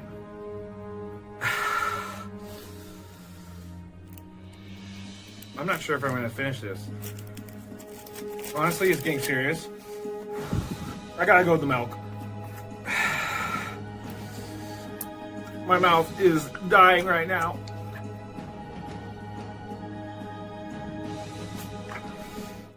How many tracks? One. It's a really long one, though. How long? It's like 45 minutes. Wow. This is a it's story? like R. Kelly's locked in a closet or trapped in a closet, but it's longer. To his I music. don't know if you wanted to go there, man. The only thing I could think of was his because he had like a 15-minute music video back in the day. 4-0 Mariners. The closet, by the way. Yeah, 4-0 Mariners, middle of the fifth. Trapped Yankees in a got on the closet. board. The South Park episode is amazing. Yeah, my bad for trying to give sports scores during a radio sports show. We're talking about R. Kelly, Chris. I know. Excuse me. Go Can ahead we and stop? finish. Yes. Can we please Go stop ahead and talking finish. about him? Yes. The Yankees got back on the board. Yeah, huh? they got on the board. Stanton, an RBI single. So 2-1 Toronto after the Vlad Guerrero, another home run in the top of the first. That's the story. I love that. All right, Padres are unfortunately not playing, and we all are aware, but what happened? What happened is, well, you see, according to AJ Cassavell and probably the rest of us, they didn't hit the ball. How did this happen? Well, AJ joined us earlier to try and answer that, and also take a look ahead at who might be coming back, who might not be. First, you need a little traffic, then you get a little more Padre knowledge. Get Ross Traffic Center, protecting San Diego after accidents or injury. Here's Kelly Danick. Still a number of problems here, guys, especially along the 5 freeway. Now heading northbound for Carmel Valley Road, crash blocking the right lane. Up ahead, an accident clearing right before the racetrack. And southbound at 5, an accident just past Gilman. Looks like this one's over the right shoulder. Another crash before the 52. It's over the right shoulder. And an accident on the Palm Avenue on-ramp to southbound 5. Northbound 15 past Carmel Mountain Road. Accident in the center divide. I'm Kelly Danick with Gwynn and Chris, San Diego's #1 sports station, 97.3 The Fan. We've all had a few days to kind of recover from the hurtful loss out in Chicago. I mean, you've already kind of touched on it in the article today about some of the things the Padres have to address. First, I mean, what were your thoughts how the whole thing ended? Yeah, I think it came down to them not being able to score. And that was kind of the thing for most of the season. Yeah. Like, and whenever the games kind of felt big, whenever it felt like they had a chance to maybe make a move in the division, or some of the games at Dodger Stadium, it was just a challenge to score. And I do think maybe some of the emphasis on the Padres' lack of power is a little overblown, just because teams can win without being extremely proficient in the home run. Like, look at what the Brewers are doing right now. I think they're like 22nd in the league. But the Padres needed more power. They needed more power than 28th in the league in home runs. Yeah. And they have guys that should be able to provide that. And those bats went ice cold in the biggest moments. You can talk a lot about the pitching, and a lot of people have. I know there's been discussion of Yu Darvish in Game 3, and I know there's been discussion of like what to do with the bullpen and how they deployed it. Like, the fact is, they scored 5 runs across 3 games, and that's not good enough. That's not going to win you a wild card series. And there's reasons behind that. There's reasons which I'm sure the Padres will look to address this offseason. There's reasons I'm sure the Padres will hope to change kind of internally. A lot of these guys you would maybe expect more from in those spots that didn't deliver. And so here we are entering the offseason with a team that couldn't quite get it done offensively in the biggest moments. Yeah, it's so disappointing, especially coming off the heels of, how last year ended, AJ. And I just, I wonder, is this, if it happened, fool me once type of thing. It happens once, you say, well, it was just a one-off. I mean, we just had a, rough time, but then second year in a row, something similar happened. So does that mean it's philosophy, or does it mean the players they have, or whatever, not clutch, can't rise to the occasion? I mean, how do you honestly even judge that or figure that out if you're an organization? Yeah, I think the comparison to last year is, like, last year was a little different in the sense that team hadn't done that all year. That team had not gone quiet offensively all year. Is one of the I made the point that it was the best offense in Padres history in 2024, and then they went ice cold in the postseason. Like, if you want to write that off, or if you want to say, wow, that's just incredibly unfortunate timing, or they faced some excellent pitchers, all of those things can be true. But then you look at what this season was, and this season was not last year's offense. This season was us spending the entire summer wondering when that offense was going to fully click, and they dealt with injuries, and they dealt with guys in and out of the lineup, and then obviously the trade deadline made that offense as proficient as it should have been, and then they lost Ramon Laureano. There's a lot of mitigating factors there, but the fact of the matter is, this team did not perform offensively like it should have for most of the season, particularly against quality opposition, and then got to the postseason, and it didn't change. It was still the same kind of what we had seen. And so, is it philosophy? Is it personnel? I think the answer is yes. I don't think I've said this a couple times now. I don't think the philosophy needs a complete overhaul. I just think it needs a tweak maybe to focus or to tap into that slug a little bit, because there are some, for Fernando Tatis Jr., for instance, there are some very good things he did this year in terms of his plate discipline, his approach, his ability to get on base. If you can marry that with his ability to hit 40 homers, which we have seen him do, I think that's the goal. So I don't think that takes an overhaul. I think it might take another piece or two in the offseason if you can find one or two more Gavin Sheetses. I know how hard that is. Like, Gavin Sheets was a major success story this season, but guys with a little bit more slug to kind of fill in a couple of those spots lower in the lineup, and then you pair that with a little bit of a philosophical change. It's all so much easier said than done, but I think that's the path forward. Or one little piece added, and then everybody else do what they were expected to do this year in terms of the power, right? I mean, that's, you kind of hit on it earlier. Yeah. Some of the guys didn't quite get to the levels that we've seen them get to in the past. AJ, I want to ask you a little bit about Yu Darvish. You mentioned him in terms of pitching game 3. I mean, I know it's impossible for you to know, but what does your gut think? What do you think? Have we seen the last of Yu Darvish? It's a 50-50 proposition for me. Like, maybe not 50-50. That's the wrong way to say it, because I would lean toward Yu Darvish being back, just guessing. But I think the fact that he alluded to the idea of, like, I have a decision to make, I haven't thought about that yet, in his post-game interview on Thursday, like, that at least tells us that there's a decision that he knows is coming. Right. So it's something he's going to have to think about, and I wouldn't expect him to make the decision instantly. He's a very thoughtful person, and he will ruminate on that decision. I think there is, I also don't know the status of his elbow. I think he pitched through some stuff with that elbow inflammation, and part of what he did this summer in terms of basically missing the first half of the season was to preserve the health of that elbow. What does he need to do to be himself, to take care of that injury, and to be the version of himself we saw in September and October 2024? If he thinks he can become that guy, if he thinks that the elbow is not an issue to getting back to that form, I think he'll be back. If he thinks it is going to be a challenge, I don't know. I don't know what the future holds. Obviously, he has 3 more years left on his contract. I think $16 million owed to him next season. There are luxury tax implications and all of this. There's a lot to kind of sift through, but ultimately it's Yu Darvish's decision, and I don't know the answer, and I don't know if he knows the answer at this point. AJ Cassavell does the Padres stuff for MLB.com, and is always gracious with his time on this program. I guess the acting mouthpiece or owner for the Padres, John Seidler, mouthpiece sounds like a negative connotation. I don't mean it to be, but he wrote something and to the fans, and I'm sure you read it, AJ, and some of it talked about how, this wasn't good enough. We got to figure it out. We got to get better. We got to make some changes. But a lot of people ran away with that and said that means changes in the front office, the manager. Is that even something that fans should be running away with, or what you read? Did you just say changes in the way they go about, approaching, attacking and scoring runs? Yeah, I wouldn't run away with anything from that statement, because, to be honest, it read to me pretty much like a disappointed end of season statement. Yeah, like they always read. Right. And so they're disappointed. They need to get to the root of the cause for the disappointment, and then they'll make changes, and those changes could be, like, we don't know. We don't know whether they're small changes, whether they're big changes. We will wait and find out, and maybe find out in the soonish future. But the statement to me read like a disappointed end of season statement, like it usually does. And we got several of those from Peter Seidler through the years when the Padres seasons weren't as good as what they envisioned.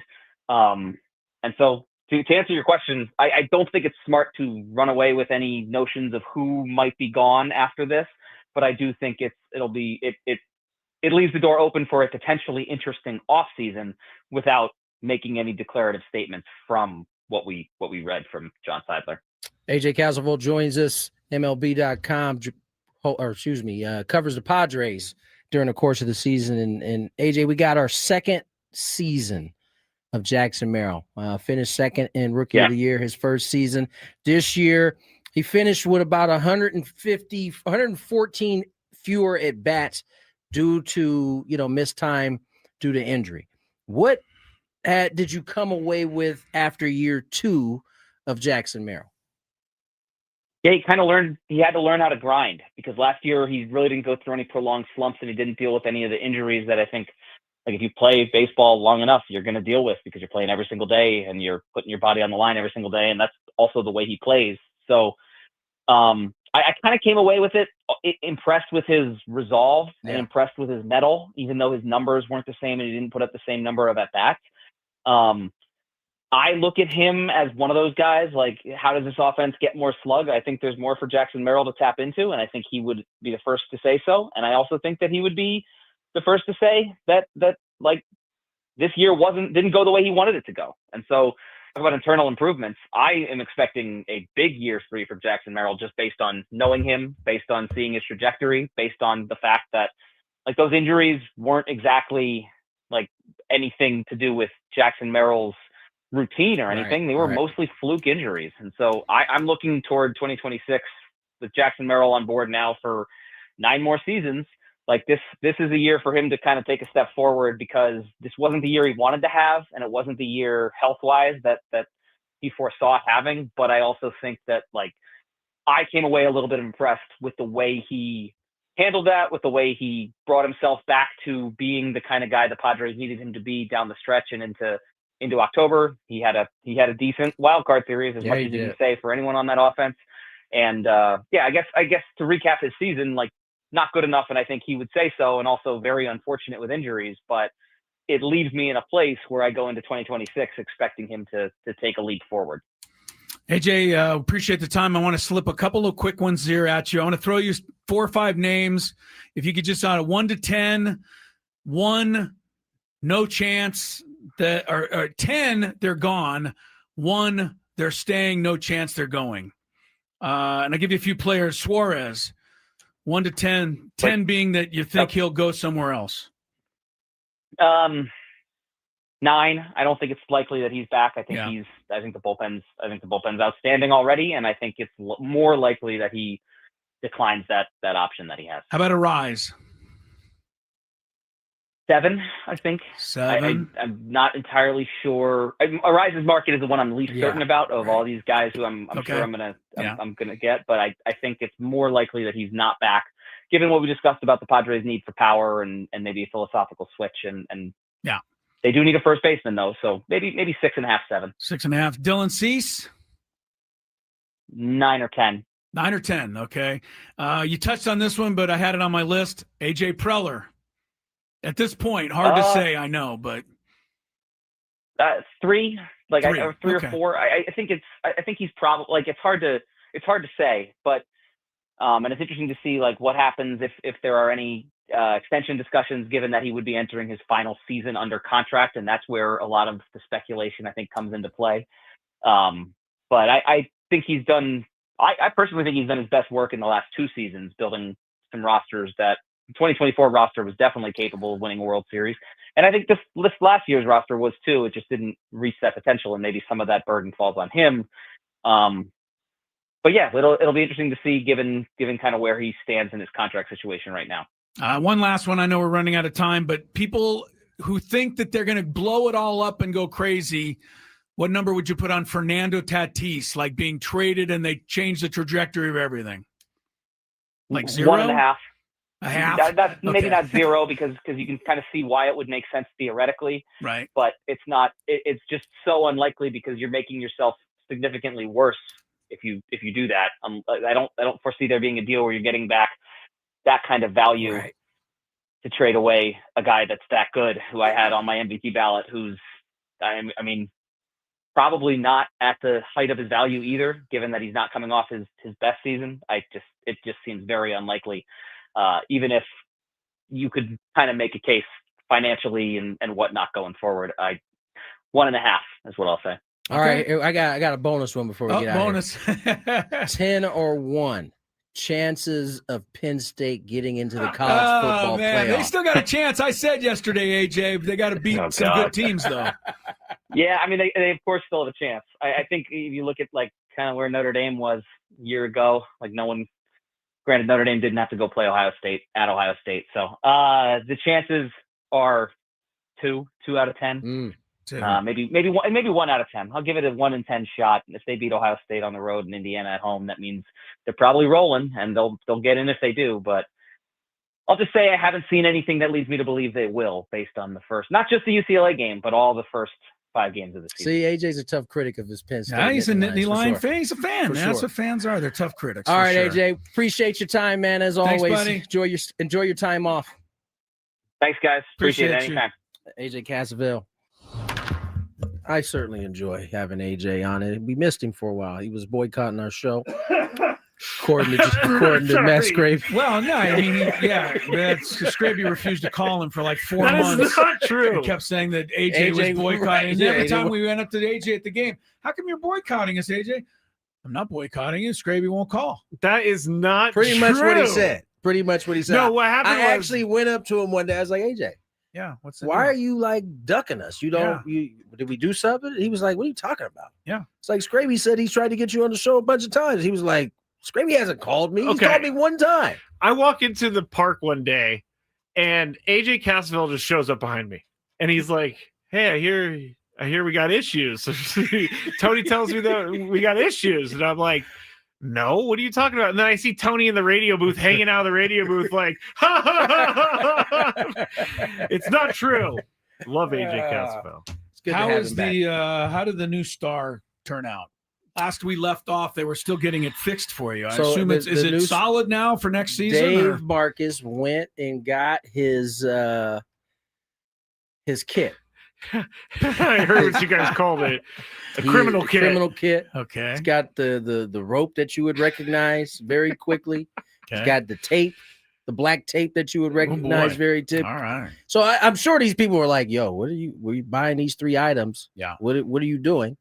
But he fixed it. But we did get an offer at the end of the year for someone to create a new one. Oh. Now we'll see if they come through with it. But we like have at it. Say as long as it looks like this, I can throw it out of my window. Without the star actually like flying out the window with like, it. It's a shooting star. That makes me nervous that someone might make it. Yeah, it makes me they're gonna nervous take too. it serious. I think they will. I think listen, the star has been in all of our lives here in San Diego for as long as we can remember. Yeah. And so I would expect that it's going to be done right. Yeah, I Trust wonder me, if it doesn't get done right, Dave Marcus will not allow that thing to be thrown out the window. Wonder, like Dave Marcus has high expectations. Dave probably has the answer to this, but I wonder where the first time Jerry said, let's hang a star on it, followed by somebody said, hey, why don't we throw a star out the window? It was in the 90s. Really? Yes. Okay. So Wow. we're going back to It's Bob like 30 Chandler, years, yeah. and Tommy Jorgensen, the engineer before everybody. Yeah. I okay. think I That's way think back. Dave said it came by mid 90s is when the star actually started going out. That is a long time that they've been doing I it. think it's something you should do with, great honor, Tony.